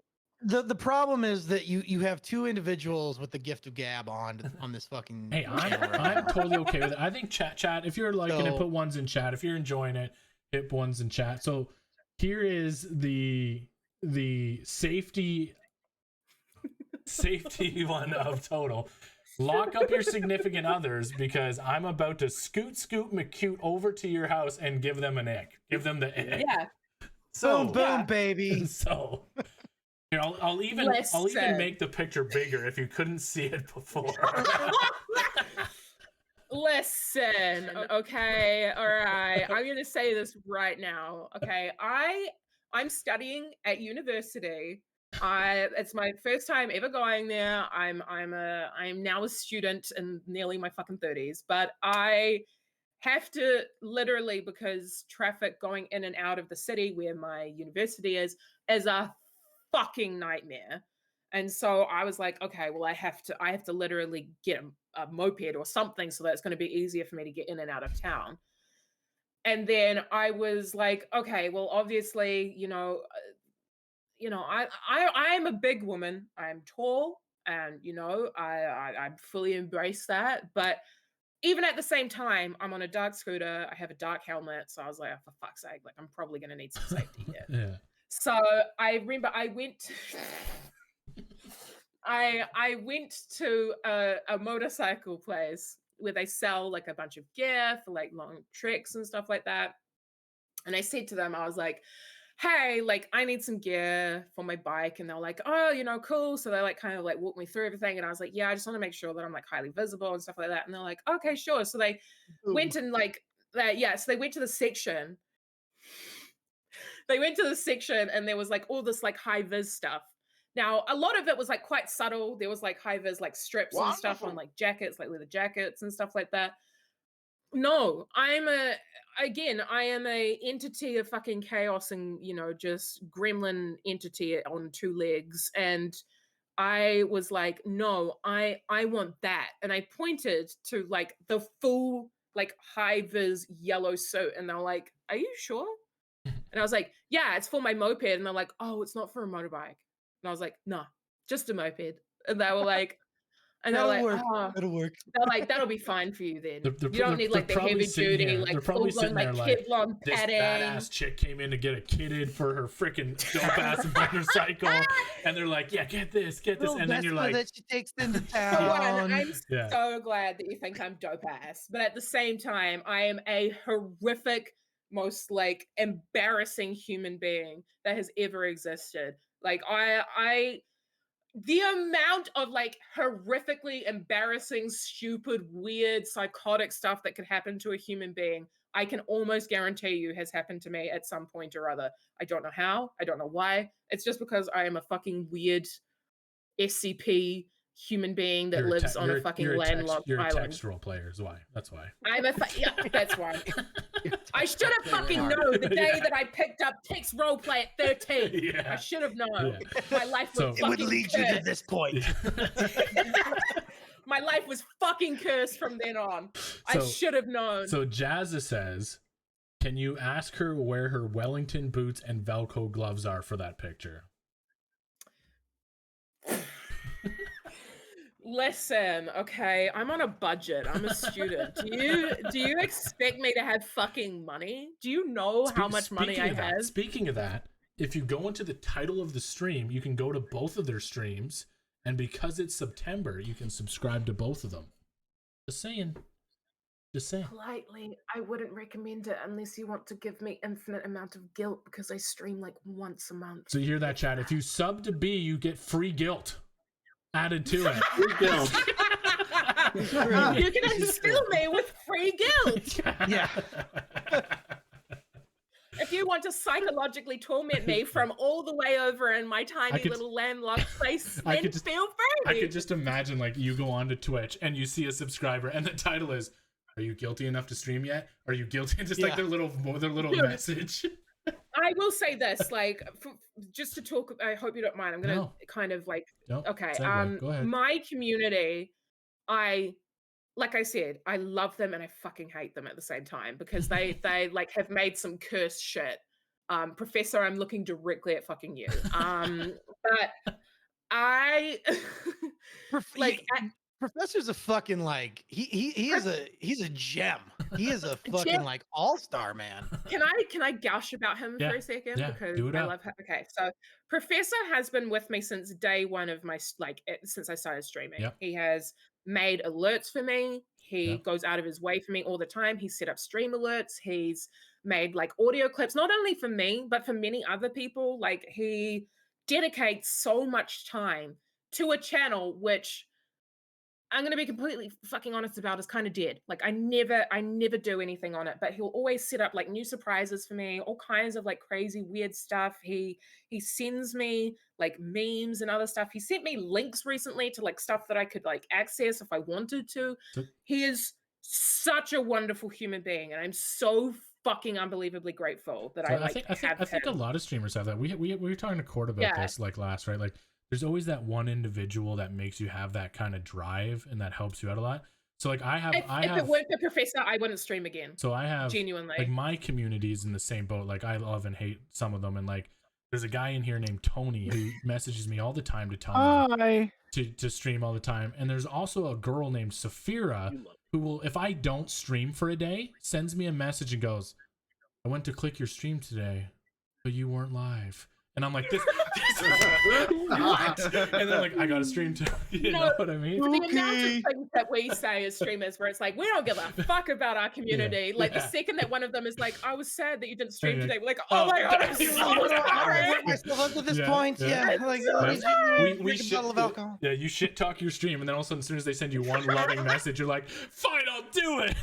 Okay. I will say my community is fucking famous for like the second I go live, it is just like every single comment is just roasting the fuck out of me. Like my community loves to be ruthlessly fucking rude to me. And I've gotten to a point where it's like, if they suddenly like stop being like really mean to me, I'd be like, I've done something wrong. Something's gone wrong. Like, what have I done? I think if I started to be nice to these guys, they would ask me if I was okay. Yeah, literally. Like it's such a what a love hate, very toxic, abusive relationship between streamer and chat. But I love it. Well, like I think you look at like a lot of streamers, right? Like Tim the Tatman was a big one when he was on here, right? Like people would shit talk him and just call him a fat fuck the entire time, and he would sit there live and be like, "Fuck you guys, man!" And then he's like a millionaire, like, "I love you guys." Like real talk. I love you. You know what I mean? Like I don't think it's natural. Like love my community. Yeah. Like think about a stream. Like think about like this guy, the streamers that pour milk on themselves. Like, do you think they sit there and go like, they're doing it because they hate their stream? You know what I mean? Like that's dedication. Wait, that's Delphine pouring raw eggs on herself. Dedication. People want to see individuals pour milk on themselves. I mean, court people wanted to see a tattoo on Court's ass. Stream? So yeah. Like, have you been on Twitch like at all within like the recent months? I'm an old man. I don't know what's going on. I just stream puffins. That's it. That's fair. But yeah, there's definitely some like very interesting streams out there where they're like, for like $5, I will like milk. So basically, chat, what Coda is saying, for 10 gifted subs, he will pour milk at the start of the stream on himself. Yeah, 100%. 100%. That is that. Oh, we got Robo. Hold on. Discord does weird things. Hold on. We're going into a quick 5-second. He'll be right back. His Discord gets all weird and everything. Gotcha. Canadian. Out of here with the Canadian Discord. To be fair, had I known that this was hosted by a Canadian, I'm not sure I would have been on here. But I mean, I love you feel the same way. However, space. If it makes you feel better, I'm surrounded by a lot of Americans who are very vocal about how I'm the least Canadian they've ever met in their life. Okay, as long as you can pass that, that's I'm good here. America. Damn right, baby. Never mind. I can't contribute to either of these conversations. You're upside down, land. We track. Oh, well, I mean, the amount of times where it's like people, it's just like a meme now where people are like, oh, you're Australian, or it's got to a point where I'm just like, yeah. Yeah, fuck it. Fuck it. I don't give a shit. Yeah, I'm Australian. If that's what you want, that's what I'll be. Whatever you want, BB. Yeah. The Canadian niceness comes through sometimes. Sometimes I actually put like a thankful message. So I watched this one streamer named, he's a cop streamer. What's his name again, Tony? I forget his name. Don't ask me. That's your guy, fella. Anyways, I'm in his Discord. Do you guys ever feel this way? And he puts out these constant thank you messages to everybody, saying how much he appreciates them. Yeah, I know. And then so I was like, you know what? I'm gonna make that. And then I did that, and then I got like 8 messages like, "Are you good? Like, are you good? You're being nice to me. Are you okay, man? Like, you need to talk to someone? Like, are you good?" That's why, I will say, like, as somebody who is like a massive, like, general advocate for mental health in general, like, I do talk about like my mental health, my mental stability, just my general journey. And it's like, when that happens, my community are like so sweet and like very giving and very caring. And it's, I like to say it's like quite an open, like, safe space for a lot of people to like talk. And then there's the complete opposite side of that, where it's like, if I'm not mean to my chat and they're not mean to me, everybody's like, are you okay? Yeah. Is everything okay? Do you need help? The thing that bothers me the most about chat is they know. Like, if you're an avid streamer and you stream every day, like I try to stream as much as possible right now. And like, if I'm having an off day, they know. Like they're in chat and they're Yeah. like if you want to go to Your bed, chat gets to know you. it's Yeah. lovely. it's okay. It's they want to know if Kiwi yeah. is the correct term for you, B. Kiwi works, yeah. Kiwi. There you go. At least So- for me. I don't Hobbit? care. Does either Hobbit way. work? I will fucking RDM you in They're game. taking I the swear to Hobbit God. to I don't Gryffindor. care if we're fucking married. I will end your life. If I know, I'm letting you know now. I don't care. If I could get a day or banned for this, but if in character I go broadside to broadside with your Navy ship, I'm gonna yell over, "Is the fucking Hobbit over there?" Just to start a war. I don't care. That's fair. That's fair. Do expect Mouse to be fucking lippy back though, because like, and her progression throughout the seasons, like now she just doesn't give a fuck. Immediately boarded by demon mode mouse. Who the fuck called me a Hobbit? Who the fuck called me a Hobbit? I'll fuck you up. So I'm gonna jump into the Discord questions because we have quite a few of them. Question 1 is, how many times have you wanted to just hang Flemington for stuff that he's done? That's 1. Every day. Every day. The amount of times where it's like, I quite literally, I think it was like not even 24 hours into this season, Mouse went up to Puffins and was like, I'm going to have a mental fucking breakdown, and it hasn't even been 24 fucking hours. Like, she was like, I can't handle this. Like, this is too much. He's already gone and done like all this ridiculous shit. It hasn't even been a full fucking day. Like, what am I going to do the rest of fucking deployment? Her motto for the season is, I'm going to have an aneurysm. Just that over and over again is just like, Flemington's going to be her demise eventually. If pirates aren't, Flemington will be eventually how she fucking dies. Coda, any time you wanted to.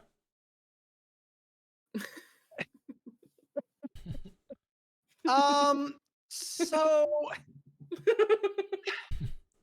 Okay, I'm gonna segue your question and say, fair enough.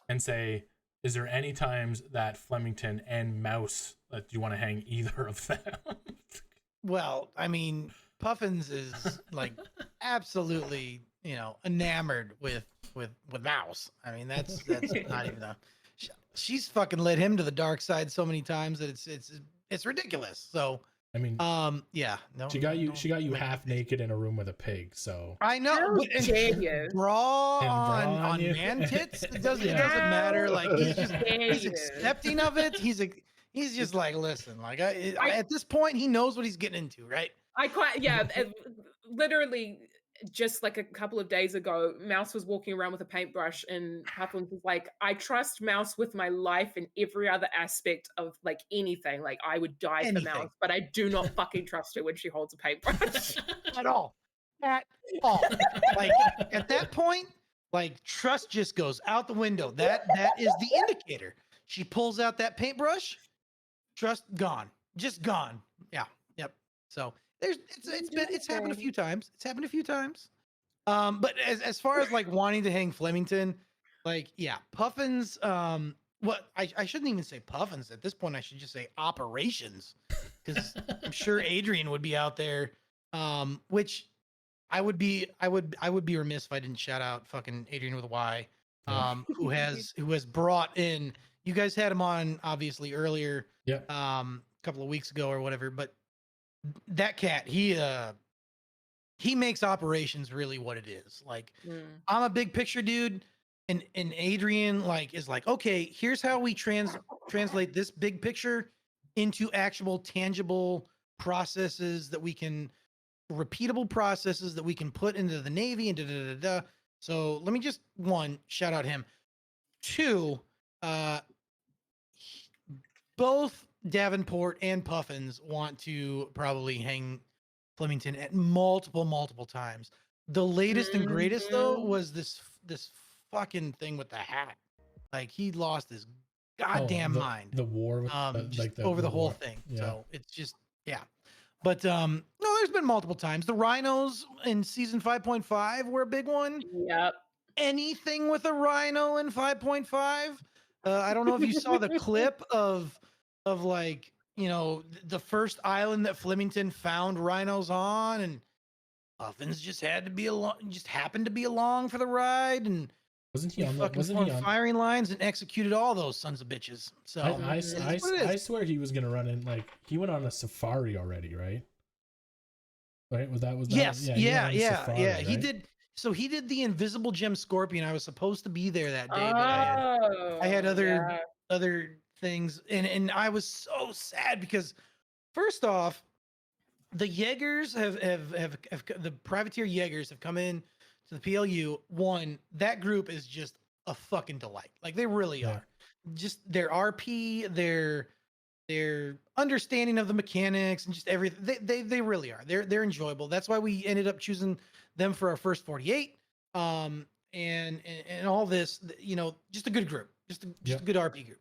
But Mhm. they kept selling this fucking bill of sale to individuals in the Navy. Fisk and Flemington were the ones that like bit onto it hard as like, oh, are you aware of the Invisible Gem Scorpion?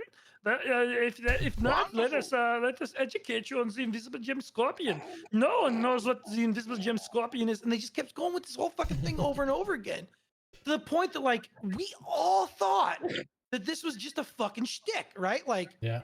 yeah, this is the Invisible Gem Scorpion. Sure, we'll go along with this for good old meme sake, like RP, and we'll see where it leads. And oh yeah, you want to lead us on safari? These motherfuckers led the Navy out to this goddamn island. Yeah. And started grappling invisible fucking gem scorpions. Yeah. Yeah. It's a nope island. Yeah. It's a whole fucking thing. Yeah. Like I didn't know it was a thing. Yeah. Yeah. Blew my fucking mind. Did they take the little ones in, or did they take you to the big one in the middle of the island? It was they had set up like a little like base camp, and we're like, okay, Navy, here you go, like it's coming here, blah blah blah blah blah, like you know, like it was just the fucking delightful. Like I wished I would have been there so much. Regardless, I forgot where I was going with the story. But anyways, there's been multiple times that I've wanted to hang Flemington. Yes, at the end of the day, I don't know. I was gonna say because like they could have taken you because like in the center of that island, because like so like where the invisible scorpions come from is it's one of the Power Stone bosses now. Yeah. Oh, is it? Yeah, No one so in you the have to Navy ki- fucking thought this was. You have We to kill really the big thought one. that this was know like a that. fucking meme. Like, you know, Yeah. oh, they're making shit up to like, oh yeah, you want the Navy to come on safari and pay some money, and we honest to God thought this was Yeah. a fucking scam. Because like so And- like we're in the middle of that island, it's like a pit, like an actual pit where the main scorpion is, and it's huge. and it's invisible. So that's one of the things. That's one of the downfalls of being in the Navy, right? Yeah. So the Navy, we are essentially a server, an admin sort of entity. Yep. And our The entire balance to role. chaos. What's that? The balance to chaos. Yes, the balance to chaos, as well as to push out that RP, right? Like Yep. people want to come to the trade docks, they got a place to come to the trade docks. We're gonna go out on the seas, we're gonna do our patrols, we're gonna visit, we're gonna do all these different things, but we are absolutely outward facing RP as far as like we're gonna meet you on the seas, we're gonna do we're gonna do inspections on your ship, we're gonna check ports, we're gonna do all of these different things. What the Navy does not do, and it just happens this way. The Navy does not play the game of Atlas. Like we just don't. Well, like Based off the of game's, what we do, yeah, all of that the game's is like changed a lot. Like it's changed. it It's has. changed quite a bit. Yeah. Like the Yep. world bosses were new to like 5.5. Mm-hmm. Right. Like that was one of their new little updates that they did. Just so you know, Coda, Adrian is now in chat. Do you want to shit talk him like you were before? Like, just go ahead and tell him how you feel. Yeah. So Adrian, I brought him in as a fucking clerk, and then eventually raised him up to secretary. And I thought that he would be like a partner. And what I didn't understand is that like every chance that I turned my back, he would squeeze Puffin's butt like all the time. Like I don't understand what's going on there, but like it's just this. It's this one-sided like hardcore bromance, and you know what, Puffins is fine with that, but I really want him to focus back on process and not just trying to seduce Puffins away from Mouse the entire time. That's all I would like. So yeah. Benji says that you stole Adrian from him. This is true. This is actually very true. This is very true. No denying it at all. Right? Just yeah, we took Yeah, them. no, that's just 100% true. Adrian was originally going to be a clerk of court when the lords, had their court and all of this, and they had found him and were like, "Oh, we got this guy. He's so good with like paperwork, and he just captures everything." Da, da, da, da, da, da, da. And so Puffins was like, "Oh, tell me more. Tell me more. All right, paperwork." Can cogently like write a thought on paperwork. Let's talk, and just basically like yanked him in to operations like 100%, and just so we have a first time chatter, and the admiral himself has entered and wants to know why Mouse let the admiral build. Okay. Yeah, I fucking knew it. I knew he would only come in here for one fucking reason. That is to shit talk the building. Fuck you, Vin. Alright. I will say this, okay? The building I made initially was chef's kiss perfect. It made logistical sense. Everything was in the correct order. Everything was fine. And then, for some reason, a particular gentleman who may or may not be the fucking admiral was like, I need a bigger office space. Yeah. Like, this is fucked. And so I was like, okay, fine. Do whatever you want. But that wasn't enough. That wasn't fucking enough. And so then he hired somebody else to fix up the fucking building. And it is not my fucking fault that it looks the way it does now. I want to make that very fucking crystal clear. Fuck you. I did nothing wrong. My building was astonishing. It just wasn't big to enough. Be fair, Frenham has a vision. It's just taken some time for him to enact. That's all it boils down to. That's the thing, is it's like it'll take some time. And he's got really good ideas. It's just like everything in the fucking Navy, it just takes time. Which at the end of the day, all right. Anyone watching this program right now, I am talking to you. I'm gonna look you in the eyes. The Navy does not change on a dime. It takes time for literally anything in the Navy to occur. All right, the public service announcement. That's it. I had to say it. So, my God, because everyone's like, well, why don't you change these things and blah blah blah. It's a big fucking organization. It just for all of that information to filter down. I don't know if.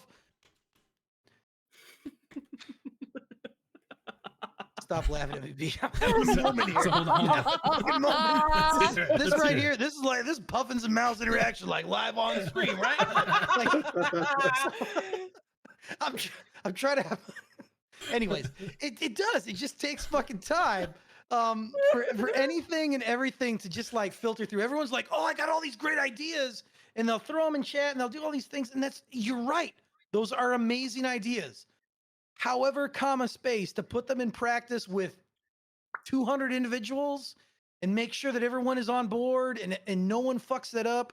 Like that takes time to like filter that down and put it out in an understanding process, or an understanding like a way that, let's call space baby, the lowest common denominator still understands what we're talking about, right? Because we're, not everyone is always the best and brightest and the brightest bulb in the marquee. So we always have to work with the lowest common denominator sometimes. I love the community. Community is an amazing group, but at the end of the day, there are some people who you called people dumb the nicest way I've ever been. Listen, some people you can speak English to them and they're just like, I'm a native speaker, but I don't know what the fuck you just said, right? Like that's just the way it works. Like it's just the way it works. All right. So I'm sorry. I apologize. I know. Wow. I get it. I get it. So I want to go back to B's anger here, because Ven makes a valid point here, because I'd be angry too. His office had a stairwell in it, and your bedroom had 2 floors. Okay, all right. Admittedly, okay. I will say this, and yes, Ven, you are 100% correct about this, and I will say yes, you are absolutely valid to be angry about that. I genuinely fucking forgot to put in the Admiral's office. The upstairs was supposed to be like his bedrooms, you know, like kind of like organizing that kind of thing. I didn't really know, but that was like, okay, like that makes sense because I was informed that when building that building, that there needed to be like towers. Like that was what I was informed. And so I was like, okay, like that makes sense. Like there needs to be something up there that the Admiral can like go and stand on and look at all of his fucking navy and shit like that, the whole island. So I was like, okay, makes sense. So I just, in my effort to try and get everything done, I was also sleep deprived. I'd also just built Ops and NID for the second time. And so I was I was completely out of it. I was like, I just want to get this shit fucking done. Like, I want it done. And so I was like, if I don't have to think about it, that's great. The building that I anticipated to have, I was like, I was going to section off like individual like spots in the downstairs area. I just hadn't gotten around to it. But then Master Chief was like, I just want like a small section. Like, that's all I want. And so I was like, oh, for fuck's sake. I was like, okay, well, you were supposed to have like the entire top floor. So what the fuck am I supposed to do? And so then he was like, this is all yours. And I was like, okay. So I was like, okay, well, this will be where Mouse sleeps now, because then she was moved from, you know, where she was staying in Flemington's house to at the Admiralty building. So she stays in there now. And so I was like, okay, well, I'll just put her bedroom in there. So her bedroom's in there, her office is in there. And then I was like, okay, that makes sense. And then I don't know what happened. Like the entire building, just as it is, has kind of gone through like several different developments. To be fair, Mouse had to fucking fit a 2-person, you know, living quarter in there. So yeah, you know, yeah. Admiral has two one. people living in there. Yeah, there's 2. There's 2 people. So don't judge that space. Yes. And one of them is considerably taller than the other. So keep that in mind too. So here's my question though. Did you and Ben have that? Like, did you and Admiral Bane, like Mouse and Admiral Bane, have that conversation of why his room's so small in character? And did the Admiral actually yell at you? Damn, because I would love to see him be like, why is it so small? Oh no, he did. I fucking lie. That is how I got the tiny hat. Yep. Because he was like, Mouse went up, you know, bells jingling, you know, ran over, and then Puffin's fucking and typical like Mouse and Puffin's thing just immediately was like, this happened, you know, like just like completely, you know, spilled the beans and was like, the Admiral said he didn't like your building. And so Mouse is like, oh, is that right? Okay. So, you know, like wandered over there and then was like, I heard that you thought my building was shit. Do you want to explain? And you know, he was like, Mouse, you know, like my building was fucking, my room was tiny. And then in typical, very much like Mouse. Yeah. And then literally at like my favorite thing to do on Mouse, which I love, and I don't know how she managed to like encapsulate this much power in a tiny little body. And she just fucking stared at him, didn't say anything. And then he was like, yeah. And then he was like, well, if you stop being like angry, will you stop being angry if I let you wear the hat? And Mouse is like, yeah, okay, give me the hat. And so the Mouse stare is a real fucking thing. It really is.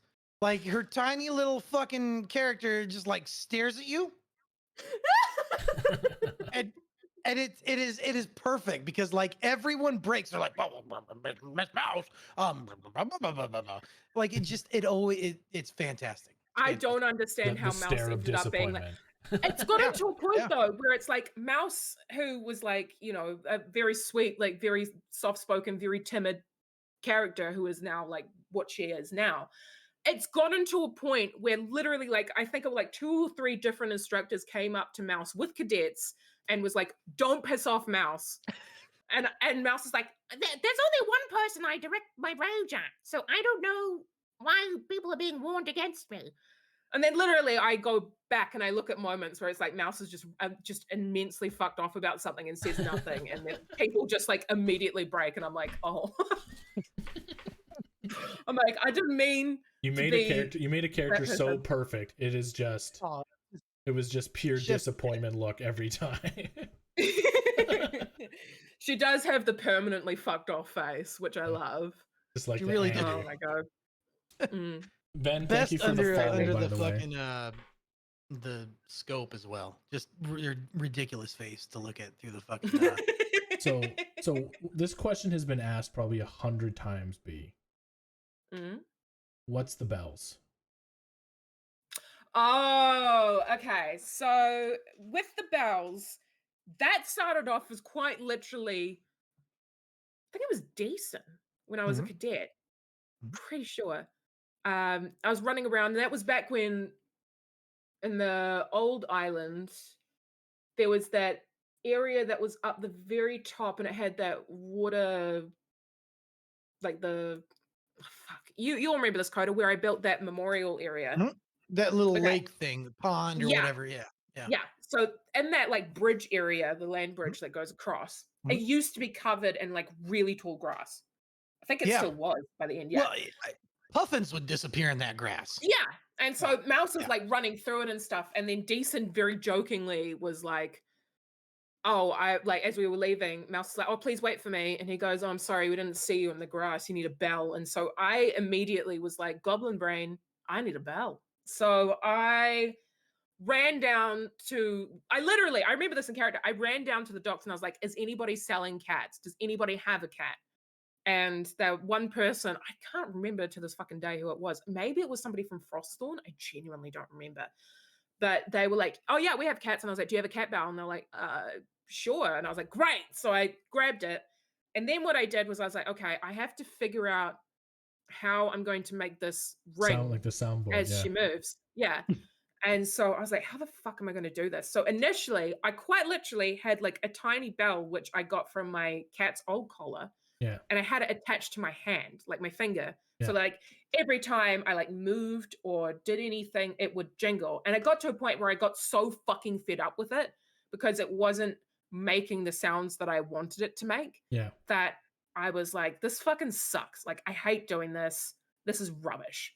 So then I happened, weirdly enough, like maybe a month or so prior before I started on Atlas, Yep. I got a soundboard so that I could, you know, like play with sounds and like, you know, different bits and stuff. And I was like, how would I, if I wanted to make it so that like every time Mouse moves, like the jingling happens. So initially I had a really shitty mic at the time. I was like, I tried recording like the sound of the jingling, but I couldn't fucking do it. It sucked. And so I was like, oh, for fuck's sake. So then I went online and I found like just a bunch of like random samples of like a cat bell. Yep. So then I like chopped it up into small sections, like little sections that I liked. And then I literally assigned it to my WASD button. So every time I move, like a split second of like the bell or like however long I press it will play. Yeah. So every time I move, it makes the sound. It's so fucking good. Like, yeah. To be fair, like there's been times when Puffins is like in his office and he hears jingle, jingle, jingle, and he's like, you know, just. I feel like I've given people like almost like a very mild form of PTSD because like every time people hear the jingles now, I have had people DM me and they're like, every time I hear a cat bell, like I think of Mouse. No, it's not PTSD. Thank you. No worries. It's you've Pavlovianly conditioned them all to like be like, oh, there's Mouse, right? Like it's just. Yeah. See, if I was all you, of our if I mouths was start you, drooling when we hear the fucking bell every time. I could just it's like it would drive me like crazy. Like I could be in a building, and if I were you, I would just casually run across a window, and people just hear it and stop, so that people. No, I literally, I've made like without thinking now. It is like it is intuitively like ingrained into me now. I will hold down the talk button as I'm running. So that way, like, people can, like, hear Mouse, like, as she goes around from place to place. Because I was like, it makes sense. She's wearing the fucking bell. You would be able to hear it. Pretty clever. So, like, yeah. So, like, now every time I'm, like running around the Navy Island, I'm literally, like, pressing, like, WASD as I'm running around or, like, talking to people. And it will play as I'm talking. Because it's, like, every time Mouse moves, it makes sense that the bell would make noise.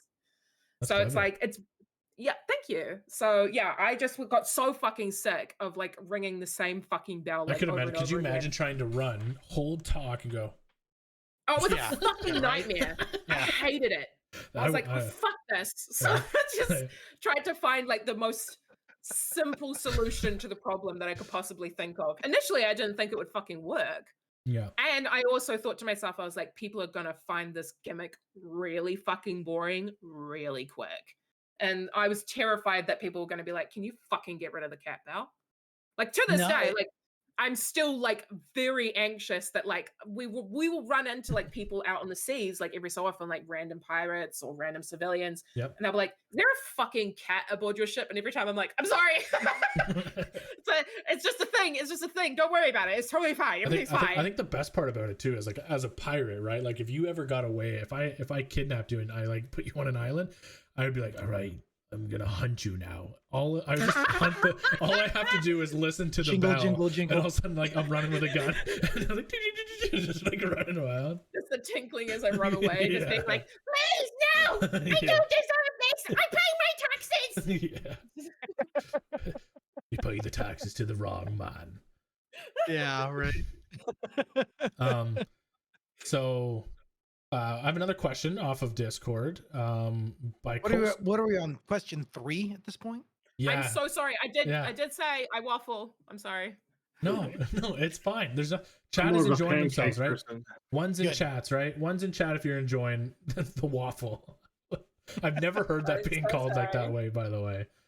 I think it's a Kiwi thing where it's like you're just waffling on, where you just continue waffle back and forth. Yeah.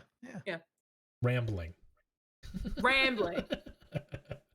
See, stop hiding yourself. See, everyone's enjoying it right now. It's fine. Oh, well, that's good. Bicoastal says first 6 hour BMad and everyone is still here. No, we're not doing 6 hours. 24-hour BMad. We just keep bringing in new guests. Bicoastal says, I gotta say something. Coda is 1000% my favorite voice of the Navy. Sorry all, and B's how. Oh, and then he asked how the bell worked. So there you go. So Bicoastal showing some love to your voice. Thank you. It's true. It is a wonderful voice. Yeah, but he's not called the Navy's treasure. You are. No. B is called an international treasure, both as Mouse and herself. So it's. So yeah, I don't know if Ven is still here, but I did want to ask this question while I was here. Coda, who's the best admiral that you served under? Yes. So if I'm recalling it correctly, brutally honest, please. It was it's been Bane and well, to be honest, I forget what ambulance what his fucking I forget the first admiral. It was Classy and Van, right? What's that? Was it So Van's waiting. He says, okay. So who was the best? Oh yeah, Ukuk. Yeah, Admiral Ukuk. Yeah, yes. All right, creepy ambulance. Yes, he was the first admiral. He was just never around. Like in those first couple seasons, he was more so around. I believe in like the second season than the first, but he was just busy. He just had shit to do. So but I will say one of my favorite moments in just Atlas RP overall was when the Navy went to I can't even remember what the fuck we were doing, but we rolled into Blackwake in fucking dinghies, and we were like the whole Navy. We just like dropped all these dinghies off the side of a fucking ship. And at the time the Navy was like 24 strong, right? So we're sitting there like rowing up to Blackwake's beach with their like 50 people or whatever the hell they had at the time. And that was genius. Like that was a lot of fun because it took forever and was just memey as fuck. But it was a good time. And we did like threw down like terms of war or something. I don't know. Ben, I don't know if you know this, but he's dodging this question right now really hard on who his favorite admiral is.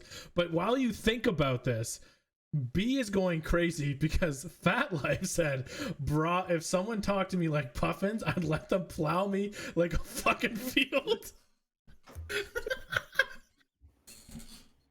B is dying over here. But back to the question. Ben.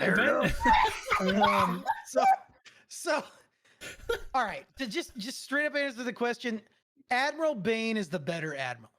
He just is. There you go, man. He lets his secretaries do what they want. But in defense of that, like those first couple of seasons with the fucking Navy, like we just didn't know what we were doing, right? Like there was just a lot of not knowing and trying to figure it out and throwing spaghetti at the fucking wall and seeing what stuck, and there were ideas and at the end of the day, like season 3 came around and Ven became admiral, and there was a lot of butt hurtness. I'm sure I'm gonna get fucking message at you, but there was just a lot of like, oh, this isn't how we've done it in the past. Like, I get it. Tradition aside, sometimes you have to evolve, right? Like you just evolve or die. And so when season 3 came around, that was the season where Admiral Bane took over and he brought in like this new kind of augmentation to high command, and we had, that was the one with the prison aisle and the Navy aisle and all these different things. And that was, so Puffins had been a ambassador previously, working with an NID and kind of working his way up. And season 3 was where at the time, like he was brought in to kind of be like one of the lead ambassadors and kind of do, he built the finishing school that we had at the time and kind of laid that all out and was giving lectures and doing like this training and all, which a lot of it has continued on. Like some of those traditions have continued on, and moving forward out of that, it's just every season we've just built upon kind of that baseline and just gotten better and better and better. And so, to be honest, I think obviously season 6 is still going on, but 5.0 and 5.5 probably my top tier seasons.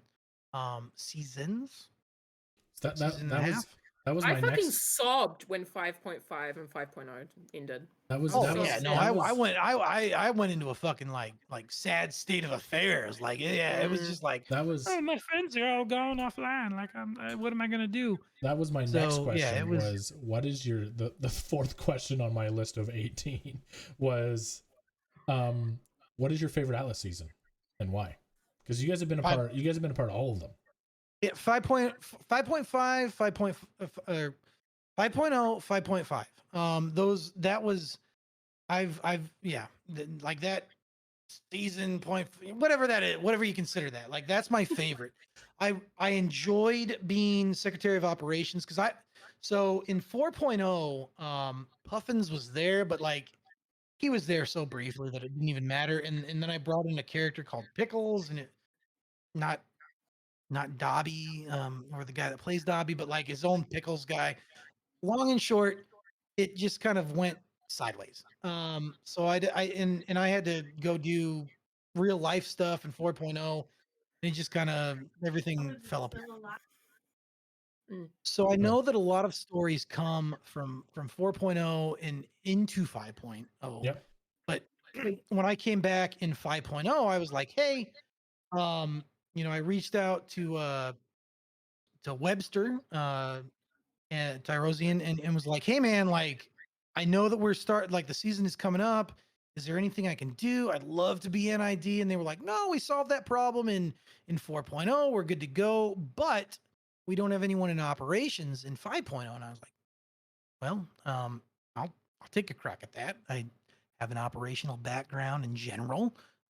So let me throw some spaghetti at your wall and see what you think works out here. So 5.0 came around. I was with Unleashed / Angry as the secretary, and it was a lot of fun. It was a lot of fun. We built a good set of processes and a good so in 5 office there. In 5.5, were you part of the corrupted Navy that we found or no? In 5.5, Puffins was never corrupted. What are you talking about? No. No, we're But talking no, PLU is corrupt, right? Chat. Everybody who's watched me since 5.5, Blue was corrupt. We bombed it. Happened. Listen. First off, you're gonna get me on a soapbox at this point if we start talking about the fucking PLU and the privateers and the whole shit that is. I'm trying to be diplomatic about this whole thing. Yep. However, space. Fucking privateers are mercenaries. If you actually want to fucking hang out and murder pirates, come join the Navy. Otherwise, shut up, take your gold, and go just fucking do what you do on the open seas. I'm just saying. Go fucking charge merchants to pull security or do whatever.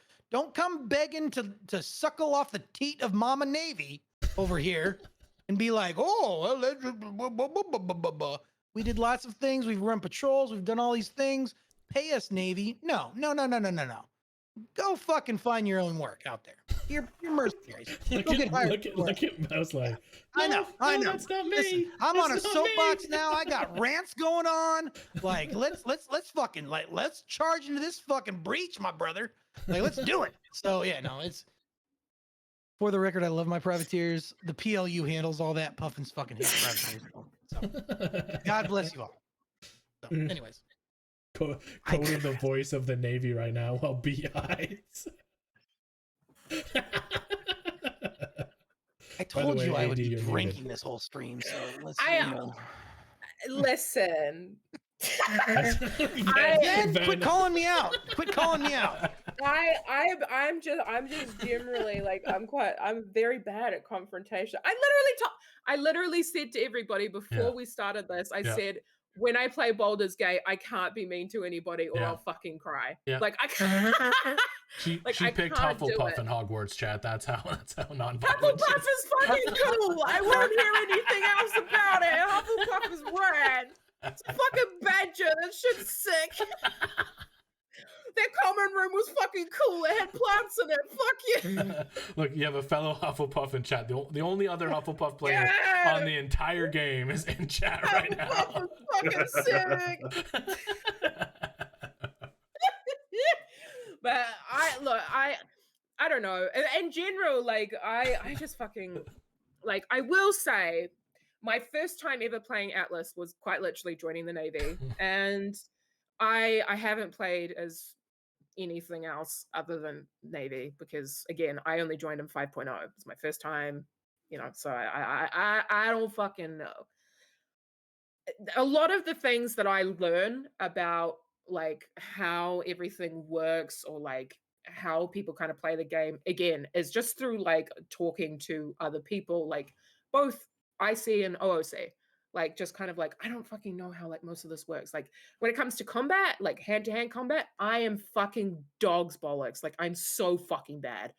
Fucking Benji, as much as I love Benji, literally fucked me up on a ship in 2 hits. I was fucked. And then he took a fucking screenshot of it saying your company killed, Claymore Mouse Shelf, and he was like, how to get max 5 infamy immediately. It's just because I just don't know how the fuck to play the game. If I'm being honest, I never really have. I'm so fucking busted when it comes to being able to play the game itself.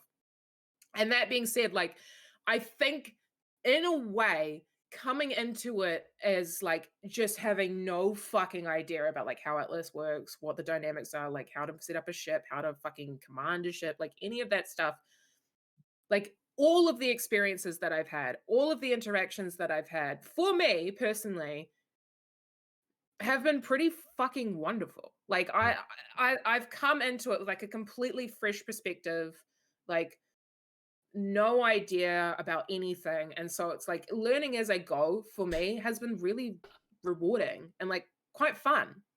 I know I have people, not to name names, who are literally I will teach you how to play.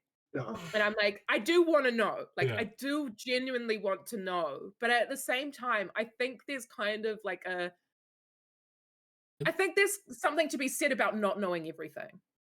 or not. Well, I think everything. it helps you play that like that innocent character that you play like so well, right? Like you're sitting there, like if you knew how to murder people, Mouse would just be like you know, as soon as it hit 12 p.m. at night, the goblin would come out and he'd be like pulling 2 swords out, like, let's go.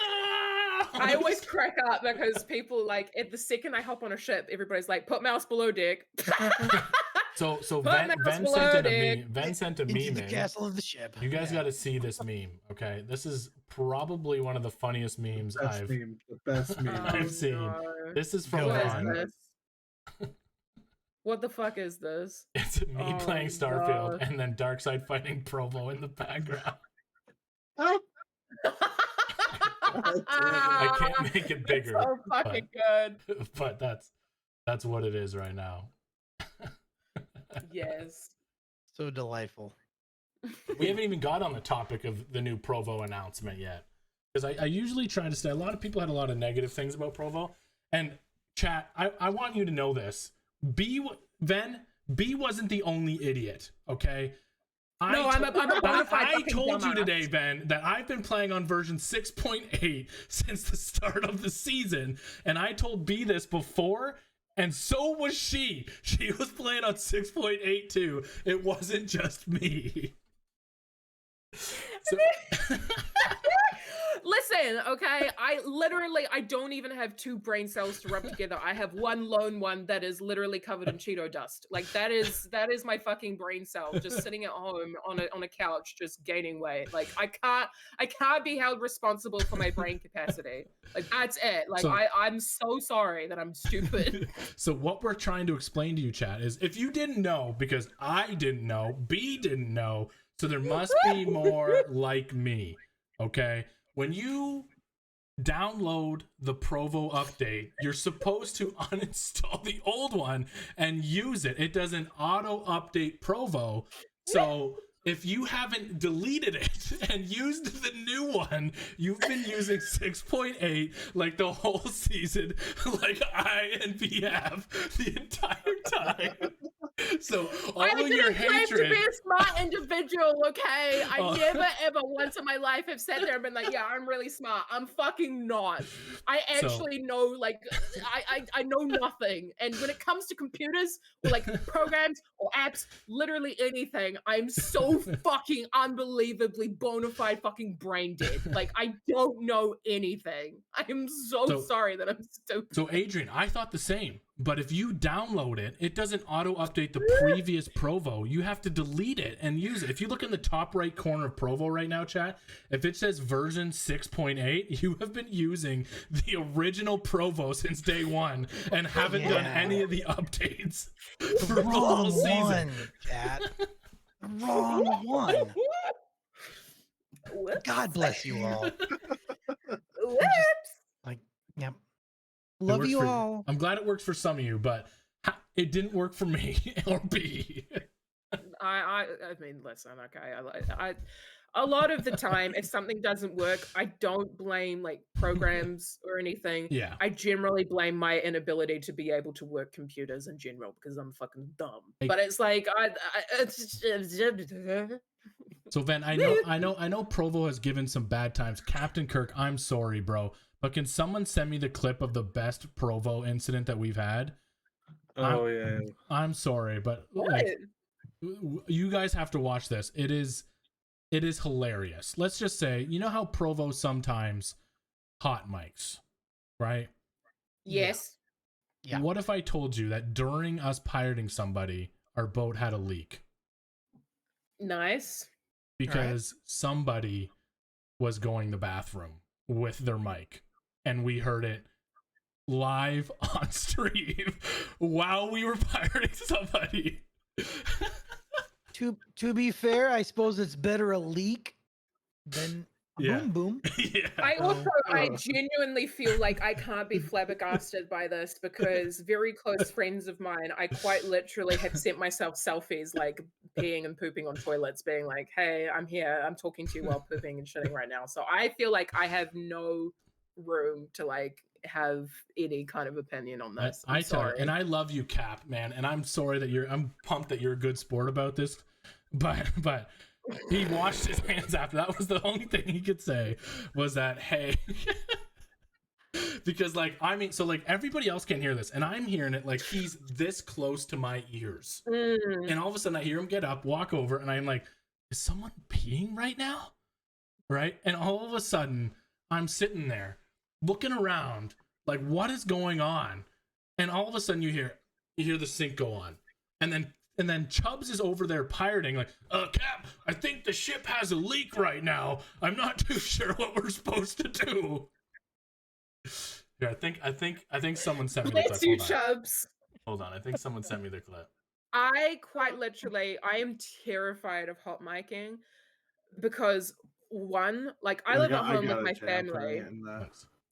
Yeah, I live at home with my family, so a lot of the time, like you will hear me like swearing or yelling or like screaming at like family members, or my brother will come in playing like fucking Benny Benassi really loudly and like dancing like literally as I'm trying to have like a serious scene with somebody, or my cat will come in and like, you know, piss and shit everywhere and it'll be me like swearing in the background. Or it'll just be me like singing songs really loudly and really badly and off key because I know like I just want to, or just like a multitude of things. So I'm always like making sure, like when I turn off my mic and I know that I'm going to be like in an area where lots of people are going to be like talking and stuff, I'll be like, can anybody hear me? Can anybody hear me? Hello? Hello? Hello? And if nobody responds, then I'm like, I'm good. So I'm just making sure. Yeah, no, it was probably like, as much as people give like, you know, like Provo has had its issues, I can't complain anymore because I've been using version 1 since the start. But I feel like I can't complain anymore either. But then I'm giving you proof that I am in fact really stupid. Then I modded you if you want to post clips, by the way. So here's me. Here's me. Here's me right here trying to see if my settings are correct because everyone keeps telling me that my voice volume. People are hot micing on the normal one, right? Listen, you gotta listen quietly. You can hear the stream. All right. What am I hearing right now? Who is peeing? And I really hear a boat leaking right now. I don't know about you guys. Who is going in the bathroom? What? I don't hear anything. Maria! Wait, what? It's not Maria. It's my fishing vessel. What you It see is. So that is the clip, and it gets to the point where you hear him get up and use the sink and everything.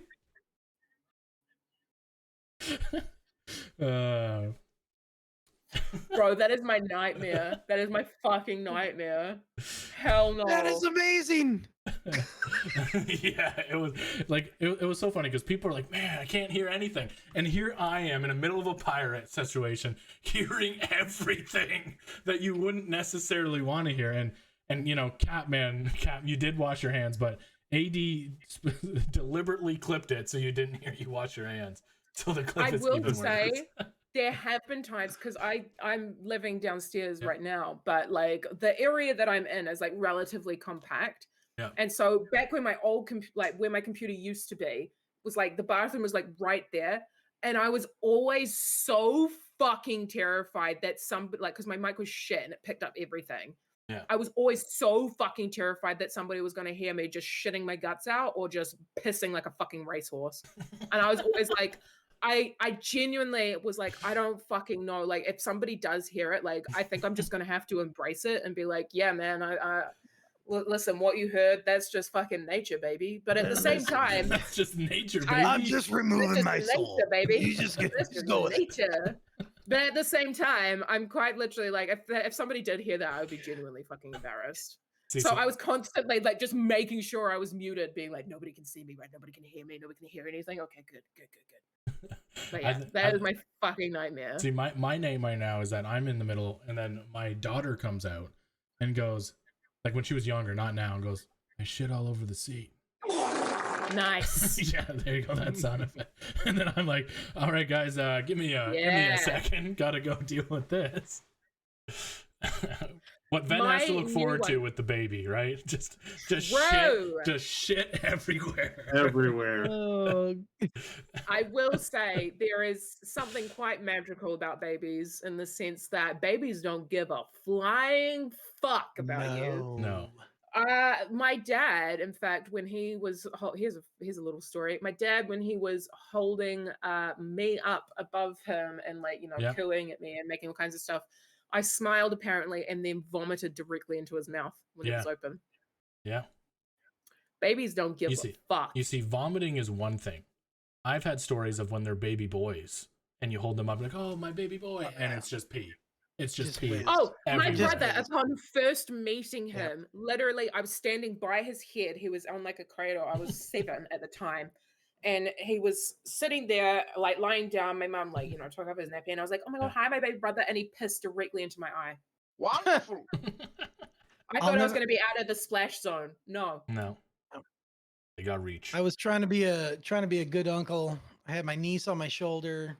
We were walking to the park, like she was, I don't know, year and a half old or whatever. And she's like wiggling around on top of me. And I'm like, what are you doing back there? And I see her like itching her butt or whatever. I'm like, oh, you digging for gold? I made the jokey comment. And she pulls out a fucking nugget. And was just like, look at what I got, uncle. And just started to like thrust it into my face. And her mom, God bless her heart, just grabbed that wrist, right? Like just grabbed the wrist and was like, no, that's bad. Can I just say that this show has went full circle? It started off with Omegle Dick, and now is talking about shit. Now we're like, told you. Children. I'm just saying. All I'm saying, being Coda, is every other person I've had on here, we've talked about Atlas for 2 hours. This is going every different direction. I am a horrific oversharer. I will go off on tangents about shit that nobody needs to fucking know about. And I'll be like, I needed to get this off my chest. I'm sorry. Like literally, as we're talking about shit nuggets, I'm like, oh, I have a story that's similar to that. We're sitting here. Blackmire After Dark is actually B's got to get some things off her chest episode. She's got to let everybody know what's going on right now. Listen, I apologize right now. Knightley. I should have warned you that this might be the turn that it takes. It's fine. This is not surprising, but there's a reason we call it After Dark and not during the day. Yeah, right. I spend a vast majority of my day being prim and proper mouse, and then it's like, it's nice to just come back and lay loose for a second. You know what I mean? Yeah. Just get a few things off your chest, right? Yeah. I'm just saying, I'm actually going to blame Corfucius because last week an ass was on the show and it's went downhill ever since. I'm so fucking jealous. I want to get a fucking tattoo on my ass. Now I'm inspired. I genuinely want to get a fucking tattoo. I think it should just be fist. Like one of his, I don't know if I necessarily want a fist on my ass. I think that sends the wrong message. A hat. Oh, a hat though. Yeah. What you should get is that original that drawing of Flemington's Finest with all of the animals. That's what you should get on your ass. Oh my God! Yes. So this is one of the questions. We're gonna dodge back to an Atlas question, Craig, before we continue down the road of what the fuck are we talking about episode. Let's get back to the questions that we're actually supposed to be answering. So somebody asked, and this one is for you, B. When did you start doing the and I don't kid you not, unique paintings? Oh, okay. So that was literally, it started off as a joke. So I will say this now. There are absolutely no boundaries the length that I will go to for a fucking meme or a joke. So it started off with literally Vin just being like, I want a painting. And I put up like maybe 1 or 2 paintings of like random shit. I put up one of Mouse that I drew when she was a cadet. Yep. And he was like, oh, I really like this. And I was like, oh, cool, sweet as. And then he goes, can you get me a one? And he said it as a joke. He was like, I want one where there's just like a massive mustache, like a bigger version of my mustache in front of my genitals, and I'm posing like in the fucking picture where it's like Jesus and what is his face? That picture's actually in that clip I shared. Oh, shall we look at this clip? Okay, roll the clip. They say. Apparently, it's one of the many structures around the Navy Island that hold North secrets. Yeah. So I then was just like, fuck it. You know what? Other people get one too.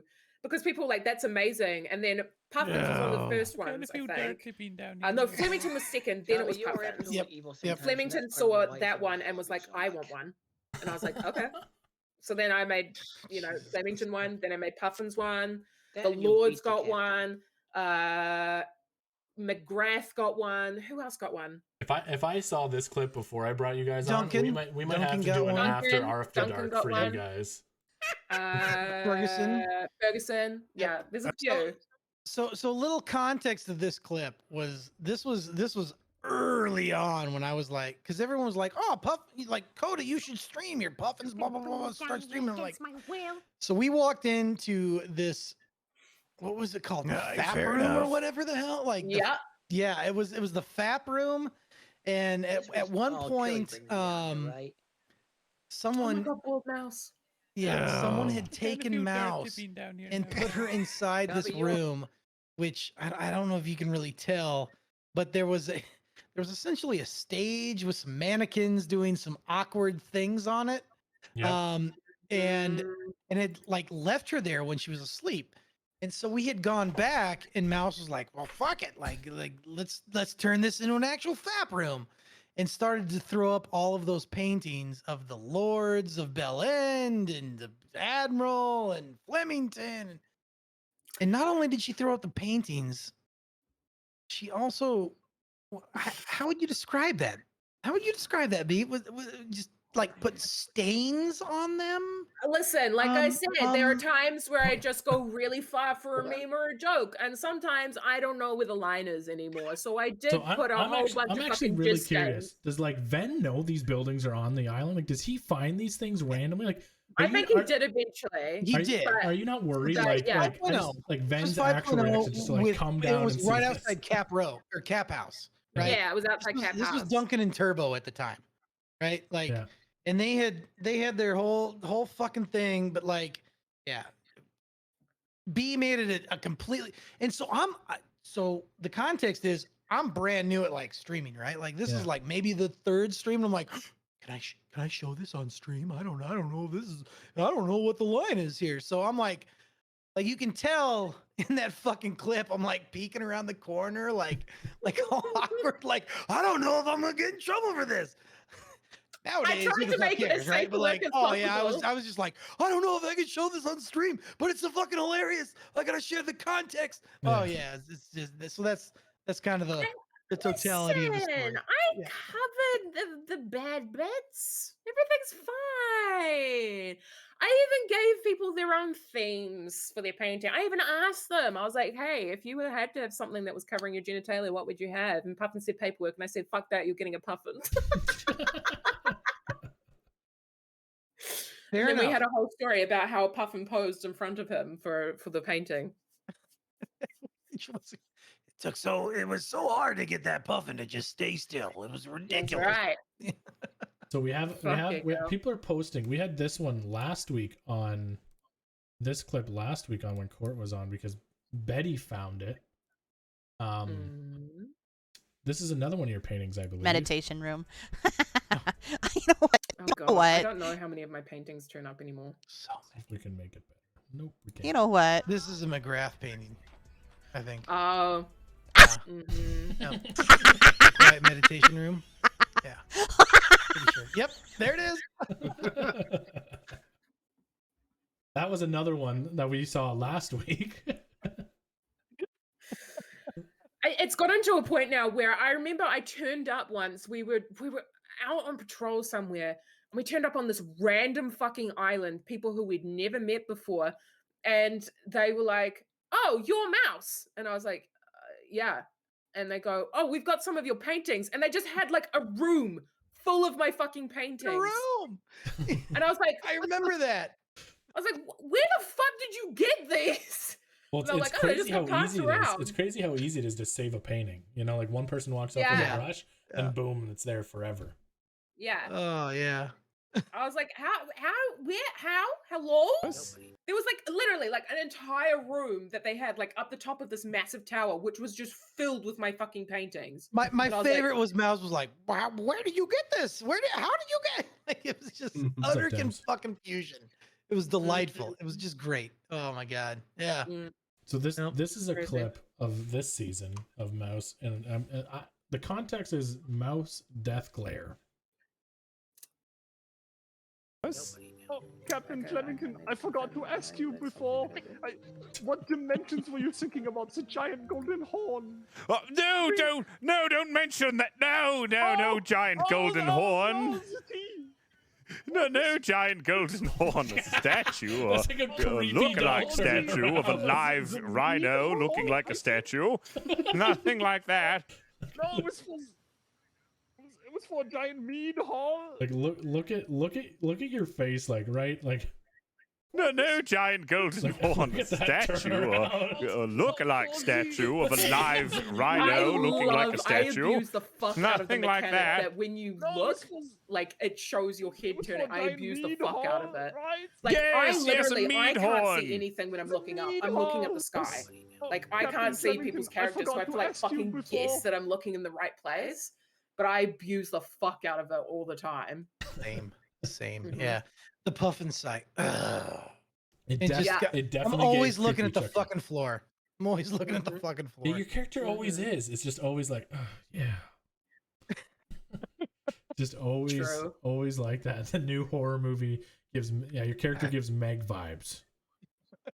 True. Mouse is just one of those people where it's like I think she's just dealt with enough shit now that she's just like I'll kill you if you fuck with me now. Like I don't care. I've dealt with Flemington enough times. I feel like once you've dealt with Flemington's bullshit, you can handle anything. So Corfucius has a question for you. He brought this up yesterday too, so he's wanting me to ask as soon as he heard you were on the show. Right? He added a clip, so I need AD to throw it in chat for a quick sec.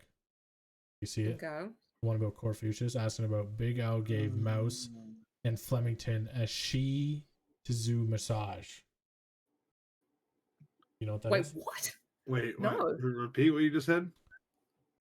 It's in there. You see it? It's in Ask Away. Oh. Let me see. Big L rubbing you. Yeah. The one. Let me see. He wants to know what was going through your head at this moment. I want to know He what says went you through got B's shitted brain when on. Big Al gave Mouse and Flemington shih tzu massages at 5.0. Wait, what? Oh god. Oh yeah. got three of them, I yeah. forgot that happened. So here we go, chat. This is it right here. Oh no. Oh, Got three of them, girl. Rubbing you. Big Al, he knows what to do. Big Al, he's gonna make you good. I don't know why. Big Al, what? Nothing. You just ruined the whole vibe. The whole vibe. Oh, it's okay. Okay. Oh yeah, Mr. Man, you're doing okay. Got three of them. Big Al. So yeah, he wants to know, B, what was going through your mind at this situation. Listen, okay. This was back when Mouse was still relatively nervous and, did what she was told by a lot of people. And Flemington was like, get a massage. And so she was like, okay. Okay. If that's what you want me to do. Yes, Captain. Whatever you want me to do, that's fine. I'll do it because you told me to, but I don't know what's happening anymore. Oh my god. Coda, this is a question for you, Coda. When are we gonna see Stud Puffin's yoga class at the trade fair? I want to know this. Next trade fair, I suppose. Next trade fair. Yep. We'll get after it. I'll put together a course. I love the fact that now when we go to like you know, generally when we go to like trade places that we go to, like Frostthorn and stuff, they're like, oh, we've set up a yoga spot for puffins. That is so commonplace now when we go to places like, oh, we've set up a yoga spot for puffins. It's so fucking good. I love it so much. So we're gonna burn through these questions. We're just going through the cracks me up because so the fuck is all right. So the yoga meme was literally me being like a fucking just nervous, you know, anxiety ridden individual to be like, all right, I'm gonna start yoga. I'm gonna like set up my stream. I'm gonna do all my things. Puffins is just gonna be doing this whole like yoga thing out on the balcony.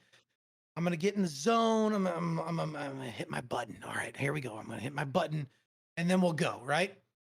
So in that whole like shtick, multiple times the Admiral would like walk out on his fucking balcony and look over, and there's Puffins like doing his yoga, and it was just kind of a supposed to be me just getting ready to fucking take a deep breath and like jump into shit. Yeah. And it turned the whole fucking thing. So who knew? So obviously yoga is something that you need to work on, because there's a clip of angry puffins that we're about to watch. Ooh. Yes, Well, I love if I'm being honest, I want my fucking lieutenants and captains to be on the goddamn ships. Why do I just have fucking ensigns and sailors? But get me back to the home fucking port.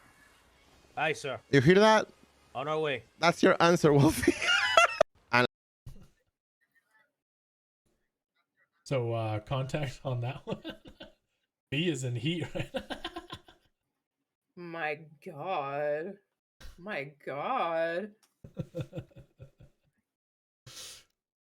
I will say the amount of people who have literally turned to mouse and been like, oh, when Puffins yells, I get it. I'm like, right. That was like, people are giving Corfucius says Daddy Puffin vibes on that one. Mm-hmm. I got nothing. Like the first time I fucking yelled, I think I lost my shit the first time in character when Mouse was kidnapped, and it's the fucking meme. Somebody made a fucking mistake, right? Like everyone lost their shit. I was like, okay, this things got awkward. I started getting DMs. Like everyone was like, oh my God, that was so amazing. Daddy Puffins. Yes. I got so many fucking Daddy Puffins messages that it was just I was like, what you guys didn't know shouldn't do that again. What you guys didn't know is he's IRL like that piece of shit. It's just like so angry. So all right, so my background is so I you know my background, one of the reasons why I can function as operations the way that I do is that I have 23 years military experience, right? So I bring that background to the table as it is. And in 23 years of hanging around the military in one way, shape, or form or another, you acquire a certain set of skills to yell. And so I don't even think every it's now yelling, and right? It's like authority. Sound like an authoritative figure, right? Like you just got that. Sorry. You can bring that forward because you've seen enough other individuals. Like, how does that look? Like, how do I emulate this? And so every now and again, Puffins brings that out, and apparently it resonated with people. I don't know. Like it just did. So it's funny. I try and use it very few and far between, but my God, when Puffins gets pissed, he gets pissed, and fucking puddles get made. I don't know how else to say it. I don't know how else to say it. It's just I don't know how I would take it seriously though, because if I'm picturing me as like a cadet, you're yelling, and then Mouse is beside you like, oh, Puffins, that was great. Well, yeah. So, oh my God, Puffins! My favorite. Oh wow! My my favorite moment of that, because there were multiple times when Mouse was not around. Yeah. Puffin's like losing his shit, and it would be over stupid shit too, right? Like individuals not getting on a ship fast enough. It's just those little nuances where it's like, why are we fucking up this simple task that we have to do, Navy? Like you know better. And Puffins will lose his shit. But my favorite was when we had Kai during the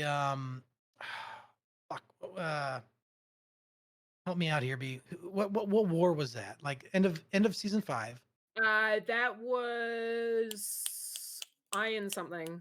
Yes, yeah. That whole war. Ironhold. Ironhold, yes. Ironhold. The Ironhold War. And everyone was like, why are we not killing this fucking pirate? Blah, blah, blah, blah, blah, blah, blah, blah. And what it came down to is we were going to release him for, them leaving the grid and like ending the war and all these things. And but everyone was just like, the Navy was just, they were fucking pissed. They were pissed. And we had built this prison on it. I just hit a thing. My apologies. He's so into it. He's so into my god, I'm like fucking stoked, right? So Wonderful. So the Navy was just like losing their shit. They were just like, oh, we're torches and pitchforks, blah blah blah blah blah, right? So Puffins was like, no, this is not how it is. You have been given specific orders to conduct specific conduct in a specific way, right? And lost this shit. And so we pulled the fucking Navy out. We put him on the fucking temporary parade grounds we had. And he walked up and down that line just chewing everyone's ass. Meanwhile, when he gets fucking done, Mouse in the background whimpers. Look at it laughing right now. Excitement. And I just lost my shit. Somebody have a clip of that? Someone find a clip of that. There's gotta be a clip of that. Do you know what the thing is? It's like I'm so used to pressing my push to talk now that it's like sometimes I'll do it even when I'm not like RPing. Like I'll just press it when I'm talking if I'm doing it absentmindedly. And that was one of those times where I did it and I went. And I was like, and then somebody literally went mouse, and I was like, I'm sorry, I didn't mean it. It just happened. It slipped out. So Puffin starts where it was like, don't slip in that puddle, Miss Mouse. But I was fucking choking. My God, I couldn't keep a straight face. Jesus, yeah. It just slipped out. It's not my fault. Sometimes those things happen. Leave me alone. Oh my God. Blackmire After Dark, right, everyone? Hey, cheers. Yeah, I'm glad you guys are. Hopefully you two are having a good time. I've always asked Chad if they're having a good time. I'm having great. Hopefully you guys are doing great. Like I said, I'm a chronic oversharer and I like talking. So you get the whole package today. Plus I had gym. Yeah. Well, I knew it was going to be fun, and the reason I knew it was because while we were in our prep phase, you guys are both sitting there pouring your drinks. Like, this is what I'm drinking. This is what I'm drinking. I'm like, here we go. This is where people share.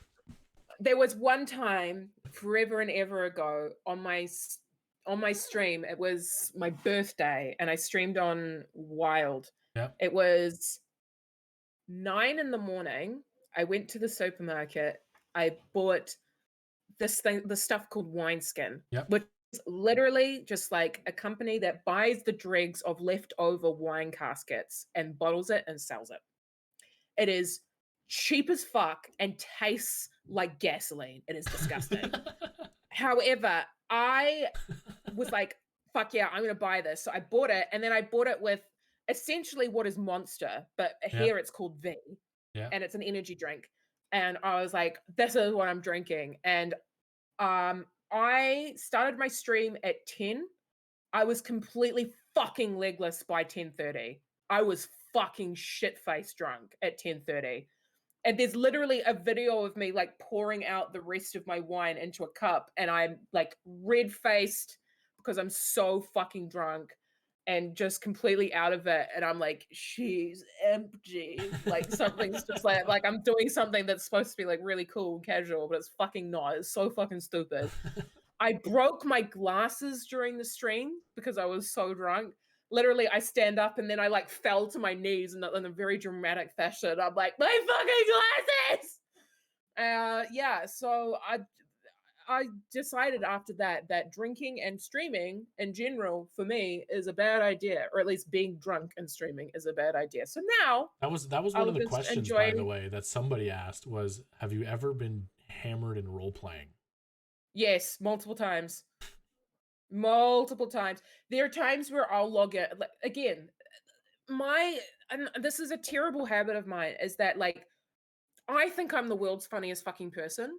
Like, and I'm fully aware of that. Like, I blow smoke so fucking far up my own ass, I'm like exhaling gas. Like, it's fucking stupid. But I will literally, like, when I'm drunk, it's that, but tenfold. And so I will literally log on and I'll be like, I'm gonna be the fucking funniest person alive. Watch this shit. And I'll get in. And nobody is laughing at the fact that I'm saying funny shit. People are laughing because I'm shit-faced.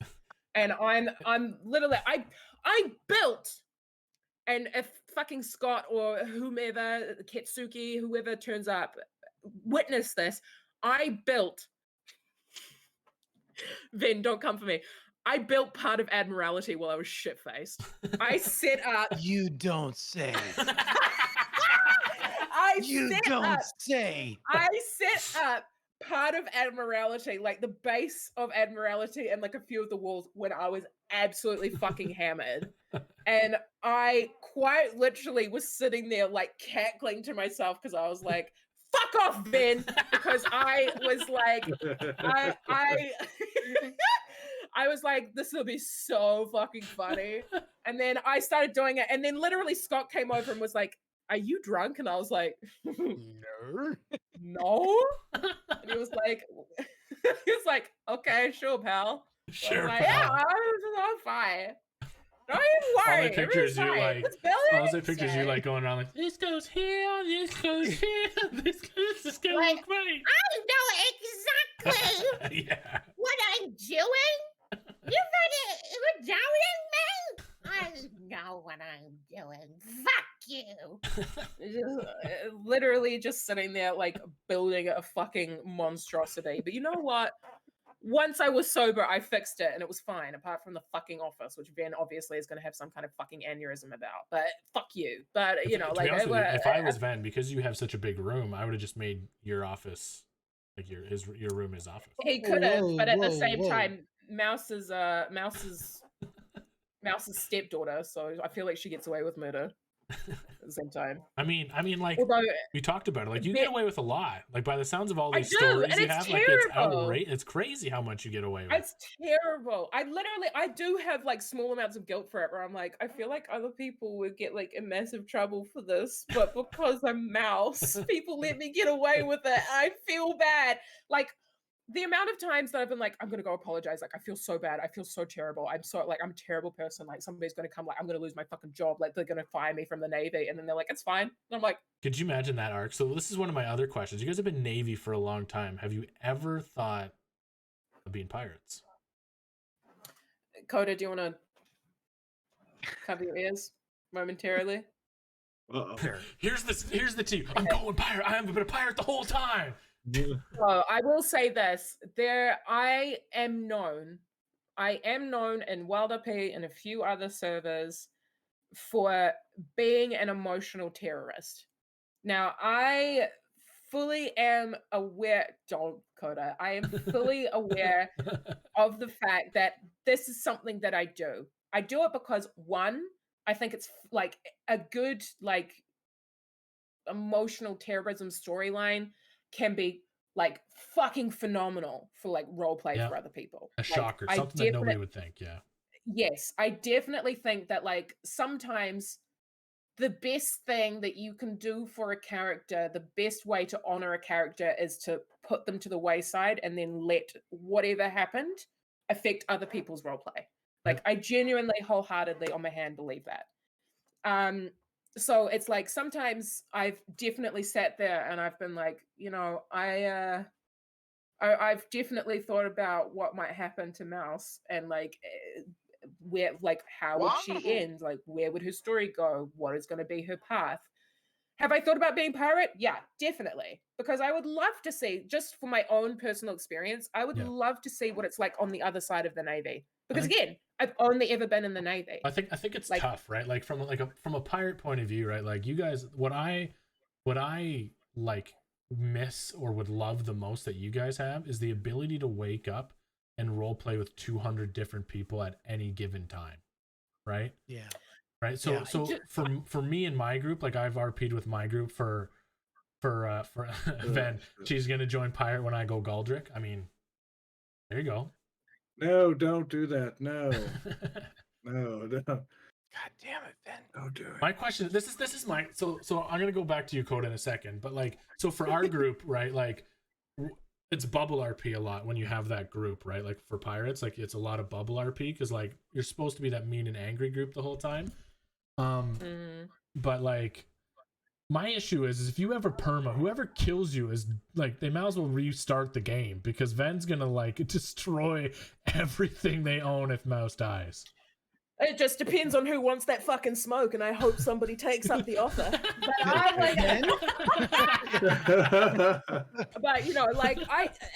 I will never ever say no to an opportunity for like RP for other people. Like if there is, for example, like if there is like a random pirate group that's like, we kind of like over it, or we want to like move on and do something else for a while, and they just want like an epic exit. Kill Mouse. I wouldn't give a shit. Like the thing is it's like if that's going to lead, shut up, Coda. All right, it's just characters. You're good. But I literally like it's one of those things where it's like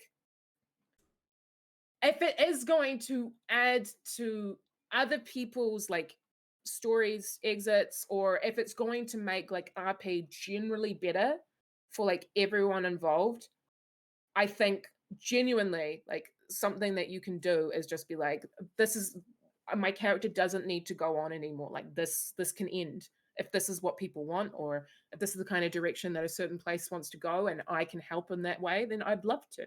Would you join Galdrick? I mean, I think I'm supposed to be joining Trippy if I do. What is up, Trippy? Okay, hold up. Pause the show.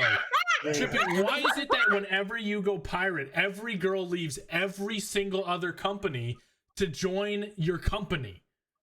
Got that riz, This is bullshit. No, I will say this. I will say this. That purple hair. Trippy has like quite literally. I mean, apart from like Coda Fist, Ben, Kiba, like there's been like a whole group of people where like I still to this very day, and you know, like I don't know if this is something that people will relate to. I still like get so anxious about like my RP in general. Like I'm always like I want to do a good job. I want to make other people like happy to role play with me or be involved in like storylines or be giving, you know, like I still have like that whole anxiety around it. And there are certain people like Coda and Fist and Trippy who like when I RP with them, I'm like, oh, I don't feel the pressure of performance, which is so nice. Yeah. And I think it's because like just in general, like Trippy and I like chat and hang out like quite a bit. And he's somebody who I just feel like very at ease around. Like he's a very chill dude. Yep. He's really nice. Absolutely. He's very funny.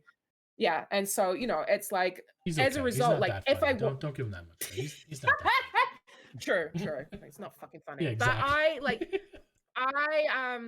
you know, if I was going to leave again and like Ben thinks you hate him now because you're gonna go to Trippy instead of him. Fair enough, Ben. Fuck's sake, Ben. Fucking grab your balls and hold on to them, man. Don't let them fucking suck up into you. Relax, okay? Everything's fine. I will say this, okay? Like Trippy has genuinely like been such a wonderful like person to just be around in general. If I was going to leave and go pirate, I know there are lots of people who want to stay within the Navy, but I know that like if Trippy ever were to go pirate, he would be like, yeah, come join my group. So I'd be like, fuck yeah, like I'm totally like, hell yeah, I'll totally go and join his You see, group. he's not allowed to go pirate because he's already like one of the girls in my company said they would kill their character off and leave my company to join his company. Yeah. So he's taken. Okay, Trippy, can you fucking relax just Yeah, a little see? bit? Like, Thank just a you. smidge. Now you got. Do you see Sailor Yass in chat right now? This is this bullshit that I'm dealing with, right? Listen, trust me, like I get fucking Trippy shit about this all the time, like quite a bit. I love him very, very much, but I also am just like fucking chill, dude. Just relax, just breathe. I don't know, man. If I wanted to pirate, I would probably do so purely because Robo again. Oh, it's not my fault, man. How dare you! Spammer Tony's in chat. You can do it. I don't know why it does it. Okay, it just does it. Oh my god. Sorry, we keep going. Yeah, we gotta refresh. Yeah, like I said again, I'm so sorry. It's gonna be a long one. I apologize up front. Yeah, I never can you hear me? Can you hear me, Natalie? Yeah, you got to cut us off. I'm gonna be honest. I'm gonna be honest with you guys. Like, I don't know if you guys have tried the new update since I got off of the original 6.8, but it seems to be fine today. I haven't tried it. I haven't been on today because I had to. It is delightful.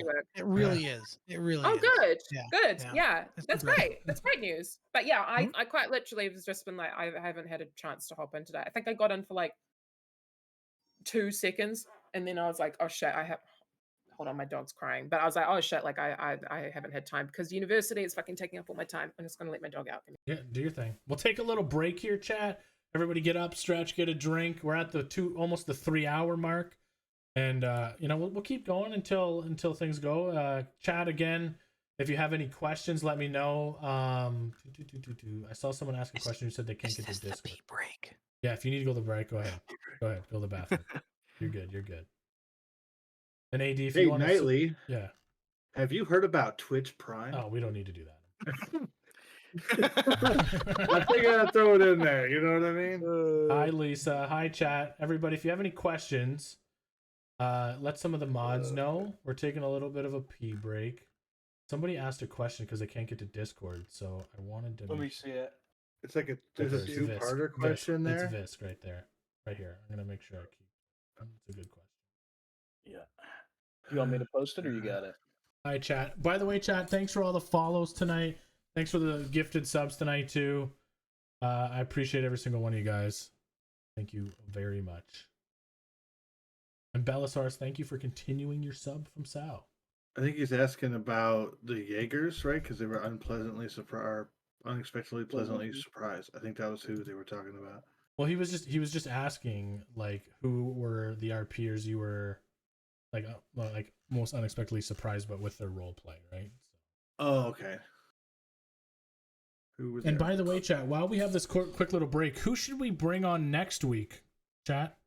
Who should our next guest be? Who haven't we had on yet? Who should our next guests be, chat? Isn't it the Bosons? Hi, I'm peeing and watching from my phone. Thank you, B. We need to contact all of Trippy's wives, okay? And we'll do we're gonna have a Trippy Wives episode. It'll be what's that one show my wife be watching? Sister Wives episode of Atlas after dark here. We had Fist on last episode. Was it? No, yeah, 2 Benji. episodes ago. 2 episodes ago. Fisty and Benji 2 episodes ago. Yeah. Hey man, I've reached out to Ven, you know, working with our managers, we're figuring out dates, okay? Gotta make sure things line up. All right? We could see Ven and Brando. I think that would be a great duo, Ven and Brando. I was thinking, you know, like we'll see what happens. We'll try our best. I know everyone's busy. Ven's about to have a baby. And trust me, as a father, when that thing when the baby comes, you're no sleep and you're busy. Setting on rates. We're setting on rates. I'm very expensive. He is. So 1,000 subs and we'll have Ven. I heard if you give Ven 100 subs right now, he'll come on the show. $100 gift subs right now. We can't play the gift subs thing because it's not our channel. That's sad. Gift subs. You got 1,000 for turning off Provo. I mean, he didn't turn it off. I think, to be honest with you, like I want to talk with these guys about it. I think that the Provo announcement was like it was big, man. It was to be able to use both. Like so chat, you're gonna hate me because some people might think it's like a negative thing, right? Pay him in brisket. I mean, I could pay him in moose. Does make a good brisket. I could pay him in moose meat. Ooh. I'm Canadian. I could send you a moose steak, Ben. You ever had moose? We hate you normally though. I know, Art. I know you do. But like I haven't had an overly large amount of issues with Provo, and that's with me being on like 6.8 the whole time. Right? So I'm glad that there's both because the clarity is different. Like Provo does sound way better than base VoIP, It does sound better. I legit want some moose steak. I mean, yes, dude, look at he brought the tie out. Hey, hell yeah, dude. Does this work? Like, yeah. I think Court's jealous now. You brought a tie. He's still got an ass tat up on you though. He does. He does have an ass tat on me. Call your local tat. This is when B comes back with, I got an ass tat while I was gone. Oh my god. You see the whiskey is kicked in? Yeah, that's right, chat. What are you trying to say, chat? God damn it. Don't judge me. That's all chat does. All the time, true. right? It's true. This is still why I'm still not buttoning this up. I'm just gonna leave that open. There you go. Be a rebel. Oh yeah, it's party time in the office. Casual Friday. Goddamn right. So let's dive into a question before we get segued again. Again. Yeah, it's fine. It's fine. Let's all be quiet and just. What are we listening to? Nothing. I was waiting for her to come back. So sorry. Did you see the announcement that Ven made today about them allowing you to use base VoIP and Provo together? I heard about it, but I haven't had a chance to actually do it. So, but I've heard people talking about it. I know that some people are really generally there are some people who are super thrilled about it, and some people who are totally fine with Provo. But either way, I think it's a good compromise generally. Yeah, I think it's great. Yeah. Blackmire After Dark, be After Dark. Yeah. Actually, it's What not do you dark. mean? It's not dark time there. What do you mean? Nighttime. No, I mean not yet. It's right now. If you want to know what it's like and you want to be freaked out about time, it is nearly 4 o'clock on Monday, 4 p.m. Monday. Nice. Yeah. I'd be at work. 4 p.m. Fucking weird. Yeah, 4 p.m. God, that's fucking weird. Yeah. So one of the questions we had while you guys were gone, because I asked chat to ask some questions while you're taking your break, was who were some of the RPers that you met that you were unexpectedly surprised with, their level of role play or how fun it was, or you were just like, that was a really good time. Fuck. There's so many. And if you say Trippy, I'm ending stream right now. No, well, I mean, Trippy already knows how I feel about him, but you know what? The RP that I got from a few people where I was like, I did not expect, I genuinely did not expect, very heartfelt. I love me some very heartfelt, quite serious RP from time to time. Was Coyote, who plays McGrath. Mouse and Coyote have had some they totally have a brother sister rivalry, and they're constantly fighting and doing shit to fuck over the other person and annoy the other person. But when it comes down to it, some of the most heartfelt, gut-wrenching, wonderful RP scenes that I've had have been with McGrath, where it's you don't expect it because he is such a fucking goof. He's a goofball. He's a goofball with big muscles, and but at the end of the day, I remember having a scene with him in particular where it was shortly after there was like a perma train where like a whole bunch of people like perma'd within like a week. Yep. And you know, like Mouse in general was like having so many like horrific mixed emotions at the same time, because that like at the same time, like Kai and that whole crew, like people who she grew to like really care about, despite, you know, like the fact that she shouldn't, you know, like that whole thing was so like horrifically like emotionally tormenting for Mouse. And I remember Mouse and McGrath like went and sat somewhere and had a chat about it for like an hour. And I was just like, Jesus Christ, like this is so lovely. And it's like a side of a character that you never get to see, who you assume a lot of the time is just going to be like one ridiculous goofball the whole time. And that's fine. Like some people, that's how they like to IP. Totally fine. Yeah.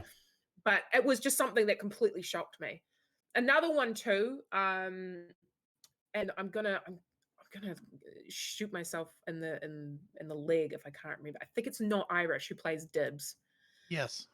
Dibs is such a like a wonderful, completely just magnificent character, where she does all these like crazy artworks and stuff like that. But she genuinely like getting to like RP with her in general is like such a fucking highlight for me, because she's one of those people where she's just like, I want to do this thing. Come do this thing with me. Let's go do it. And I'm like, oh yeah, fuck yeah, let's go, fuck it, let's go. There's people like, that can you know, make you like, do anything by just being like, yeah, let's go. yeah. Yeah. It's one of those people where, you know, every so often, like when I meet certain characters or I have certain events, there are definitely times where like I'll interact with certain people and I'll be like, I totally like, I would like to say I haven't really had any bad RP on Atlas. Yeah. Like genuinely, I don't think I've ever had any bad RP. But there are definitely people who I gravitate more towards than others. Yep. I think that's the same with literally fucking anybody and everybody. But like every so often, like I will come across like a particular RP where it's like instantaneous and I'll be like, we totally get each other's jokes. We totally know how to riff off each other. Like this is great. Yeah. And that for me was Dibs, which I didn't expect. Again, I remember running into her the first time and I was like, was like, oh, okay, like cool. Like we're meeting a bunch of people. But like, I'm so sad that genuinely, I'm so sad that she's not part of fucking Navy, because I would love the opportunity to be able to fucking RP with her more. She's such a gem. But yeah, like overall though, I will say like I had so many like wonderful, amazing scenes with so many people, which, you know, like there's too many to count, honestly. I don't know. I genuinely, I just feel like there's a emotional damage on the server. So just before we jump over to you, Coda, Raveneth says the poll results are in. Trippy's officially has a 37.5 approval rate for a harem. Yeah, I think Bruh, he can have the entire harem he wants. Puffins only really cares about one target of his harem. So, you know, let him do him. I think she's not part of the fucking harem. She said she'd rather drag her labia through 10 miles of broken That's what I'm glass. saying. So as long as she's willing to drag her labia through glass or whatever the fuck, then we're Puffins is fine. fine. Like you do you. I think you do you. I think you are correct though. Like it's pretty like the reason, and one of the questions I was going to ask you guys, and we'll come back to you here in a second, Coda, is like everything that brings people back to Atlas, right? And I think like we talked about it with like Turbo, and we talked about it with Fist, and we talked about it with like what you just said, B, is that the difference of roleplay from sector to sector is outrageous, right? Like you have a lot of those emotional role players and a lot of those people that are really invested into their characters, and like if you hurt them, like they feel it, they cry. There's a person in our community now, I don't know if she's still awake, she's probably sleeping. Itty bitty Brit cries in every scenario that hurts her character, like IRL cries, right? And just has that. Yeah. And then you find those people that are like playing like sociopaths, right? Yeah. That are like here to like literally kill everybody. Everything. Right. Yeah. And then you go to the Navy, and then there's Mouse, who's like the nicest girl at the party. I'm putting it in quotations because tonight we have found out that that is not the case. I mean, she is. She like Mouse is genuinely like, as a person, Mouse just so desperately wants to do good by everybody, and I Yeah. do mean everybody. Like she so very much just like loves and cares about people, you know. But it's it's really it's one of those things where it's like that's well and good and everything, but not possible, and she tries anyway, and it sometimes comes back and literally bites her in the fucking ass, and that's just the way it works. But she does try. She tries her best, at least. So Coda, you RP was somebody that kind of surprised you and you enjoyed?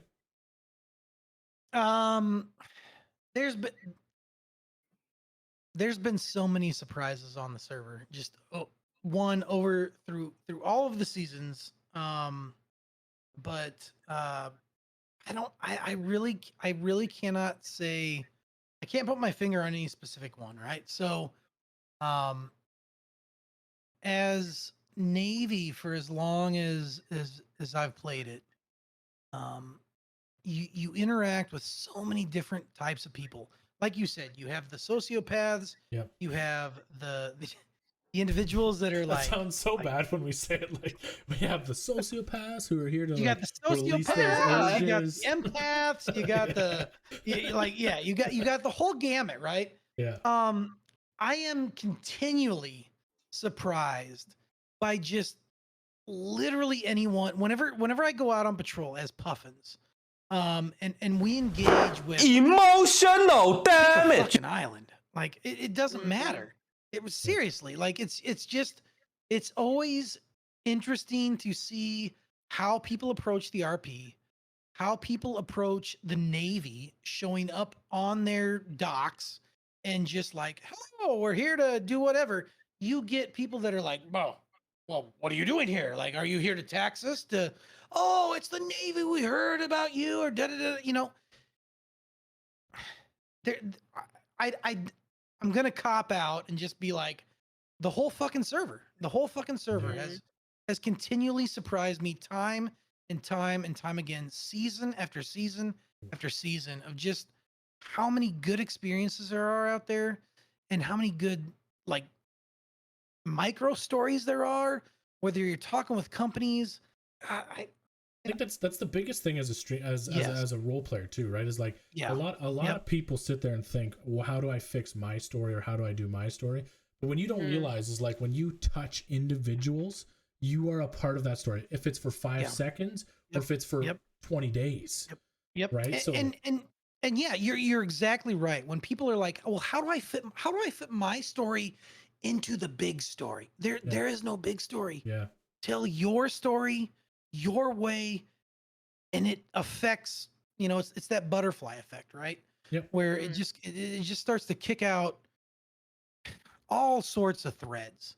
And to me, that's what's been most surprising, is to watch the organic RP take shape, and even thinking like, oh, well, I know where this is going. Like, I know where this storyline is going, or this tropey thing that this person is doing, or whatever. And all of a sudden, it just kind of blossoms into its own fucking thing. That's what always gets me. What's crazy? It's great. That. It's crazy, man. It really is. Whether whether we look back at God, I'm so bad with names. This is literally like my personal weakness. But like when Mouse is fucking kidnapped in 5.5, and the whole fucking like spin-off of what that was, and Puffin's like walking across the bridge and showing up, and just all of that, right? Like that to me, that's what makes that's what is always surprising to me, because you never know where it's gonna lead. You just never know where it's going. So, and it's always good. It's always great. I mean, like, yeah, upon like even Mouse and Puffins, that was fucking unexpected. 100%. Yeah. 100%. Yeah. Like just two people where he's like, I like busty redheads, and Mouse is like, I don't know what the fuck I'm doing at any given time. You know, so I like tall, busty, red-headed pirate women, right? Like, and fucking then there's Mouse. It's just we hanging out at the fucking B doesn't have her headphones on right now, but the fucking the meeting with all the fucking privateers or whatever the fuck that was. Yeah. Just hanging out, like drinking and dancing and doing all the craziness. Completely unexpected. And that was, who the fuck knows where this stuff leads, right? And it ends up just going off in its own direction. And that's, to me, that is the secret sauce, the magic that is Dark Side RP, and really any RP, honestly. But I think Fizz said it perfectly when we had him on, right? Like, we're not here to play Atlas, we're here for Dark Side, right? Because like the community that Ven and them have created, and I'll say this, I don't know if he's still here, but like, you know, as much shit you guys are giving about things not working, as much as like the stuff, you know, like, we wouldn't be here if we didn't love the community that you've created, right? Like I have tried so many different RP servers, coming to GTA, coming to Atlas, coming to Red Dead, and none of them hit like Dark Side Atlas has, right? 100%. And it's just solely because of like the different stories everywhere, and how Ven's, as much as they give the admins flack and shit, like how the admins deal with the things here are completely different than how they deal with them on other shitty servers. Yeah. You know what I mean? Like those like I've been on so many servers, I don't know if you guys have, where the admins ruin it, right? Like it's horrible there. And Dark Side, it is one of those things where it's like, there are a lot of servers where the admin power dynamic is fucked. Yeah. Most definitely. Yeah. And that's a delicate balance, right? So you are, as the admins, you are essentially god of that server. And you know, you want to see a person's true character, give him power, right? I think the biggest thing, the way I always explain it, is there's two types of RP servers out there, right? There's one that is a community server, and there's others that are RP servers, right? Because when you're a community server, you put your community that you have created that was there before the server at the top of every individual point of that server, and it's about playing with your friends that you've had. Where an RP server lets anybody's story go anywhere and could take over any, like Coda for you, for instance.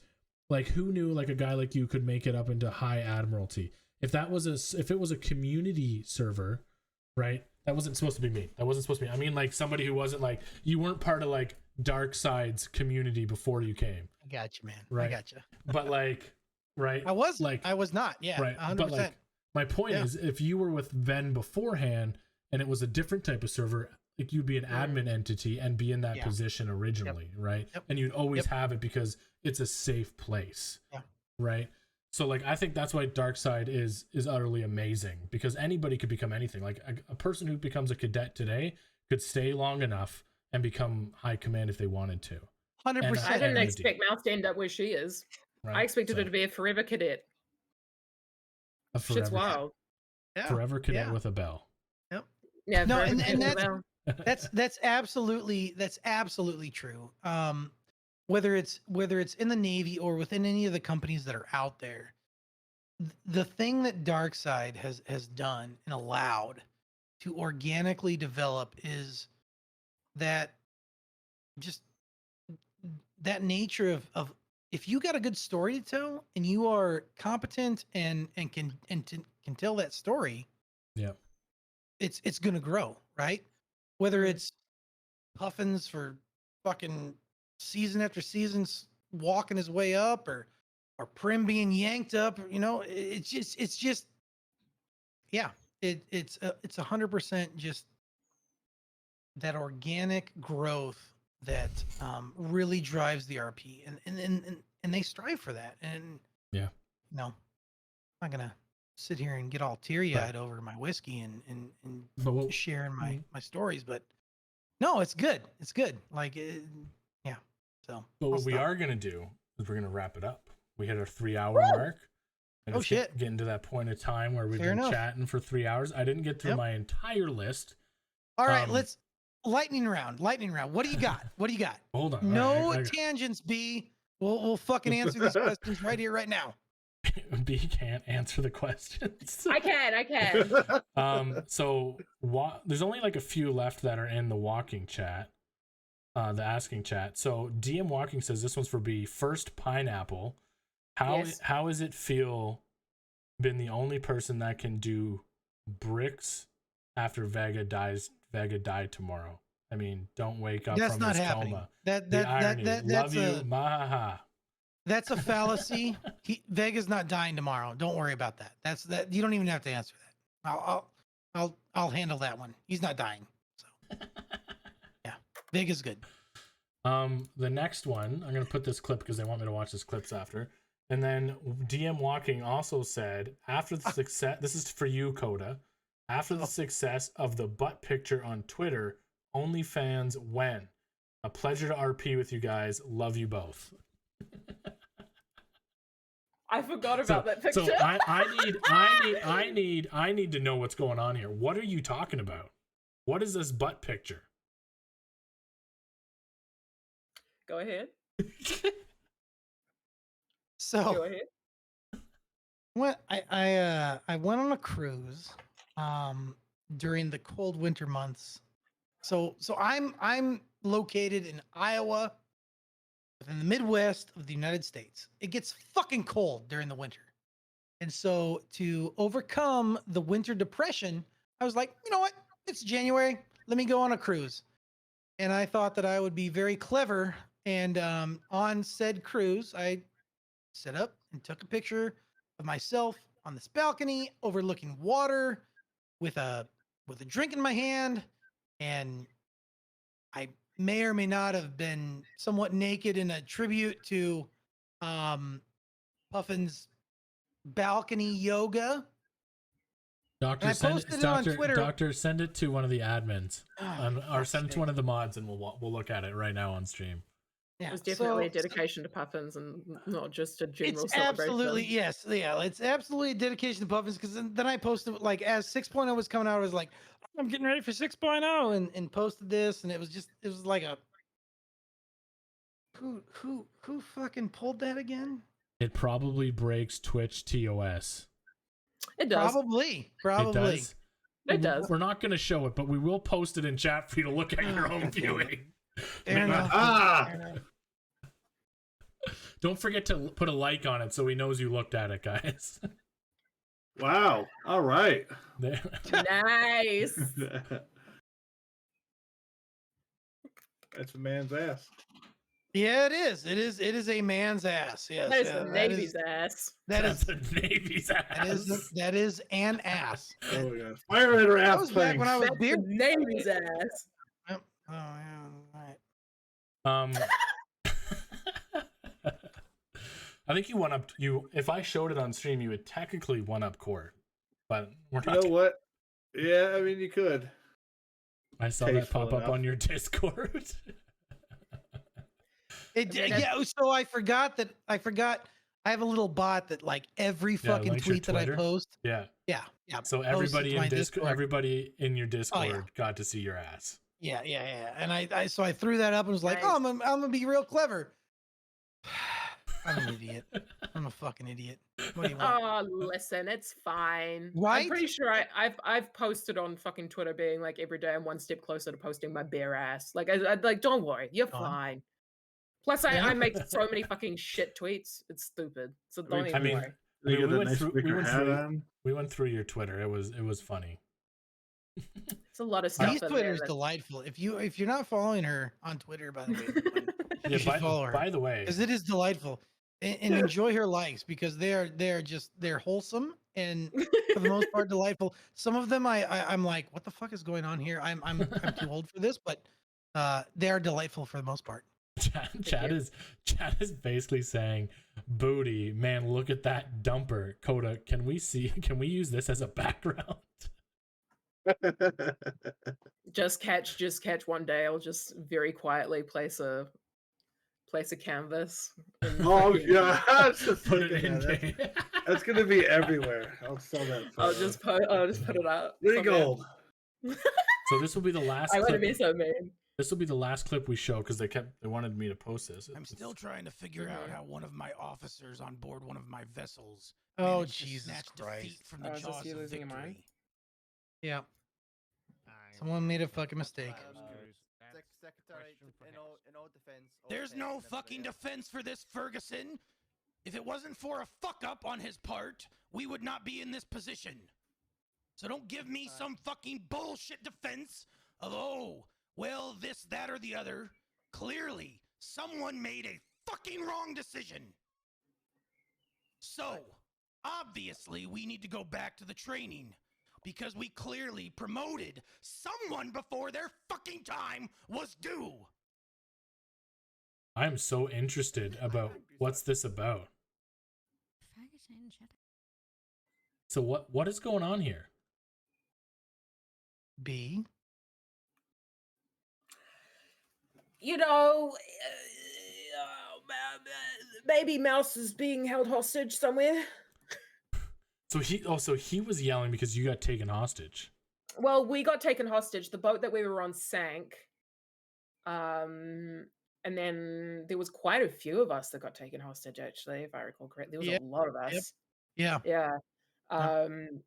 Yeah. And well, then this was the situation that Trippy was talking about, where they took over the ship and then it quote unquote sank. Yes. Yep. Yes. Yep. Quote unquote. And then there was something that very interesting that happened, if I recall correctly, where I'm pretty sure somebody scuttled one of the ships. Yeah. One of the, I believe one of the crew members like panicked and thought, oh my God, we can't let them take over the ship, and they scuttled it. Yeah. And it was just a whole thing, like a whole fucking thing. But at the end of the day, Mouse was in captivity, and Puffins was not happy with that. Wait, this is just in a clip from a local news team. What are you posting, Trippy? Oh no! What is this? I don't know. He hasn't posted. This is the other side where the seduction is trying to take place. If I swear to God, if it's a clip of Trippy going like, "V, come join me," I'm done. I am done. I have nothing to say on the matter. Stop playing with your hair. Sitting over there acting all innocent, like Trippy knows. Trippy's like one of my boys, but at the same time, I would fucking kill him in a heartbeat. He's experiencing technical difficulties at the moment. Give him a few minutes. The thing with one. That wasn't technical, buddy. That was testicle difficulties. Testicle difficulties. All right. Well, I guess we're gonna call it there. I want to say thank you to you guys for coming today. It was a lot of fun. Hopefully, you guys enjoyed your time. Thank you. No, I had a great time again. Yeah. I'm sorry that you didn't get to go through any questions because I'm a. I guess we'll just have to have you on again. Have you back on a later episode later in the season. I'm fine with that. Because one of the main questions I wanted to ask you is if you would perma your characters, and what are your plans for after Atlas? But we'll have to wait for another episode for those. Ooh, leave us on a cliffhanger. So that's a good cliffhanger. Yeah. So everybody, thank you for all the follows tonight. Thank you very much again. I'm Knightley, and I want to thank my whole team for helping me. What do you guys keep posting clips for? Oh, there's a few. And just so you guys know, underneath in the title, if you click their names, you can hit follow without having to go to their channels if you don't want to. And you should also subscribe to B to make her feel guilty so that she streams more. And Coda, I think you should stream more too, because from everything from your point of view, I know there's things you can't stream. You know what I mean? There's things you can't. I have a redacted button. Especially I'm Lieutenant just Dolphin. An anxious little fucking goblin. That's all. So, I just want to say again, thank you guys for coming. I think we're gonna raid our boy Toast. He's currently pirating somebody right now. That motherfucker. Yeah, he's currently raiding or pirating somebody right now. We're gonna raid someone pirating a Civ. One of the few left. Yeah. I'm sorry to say that.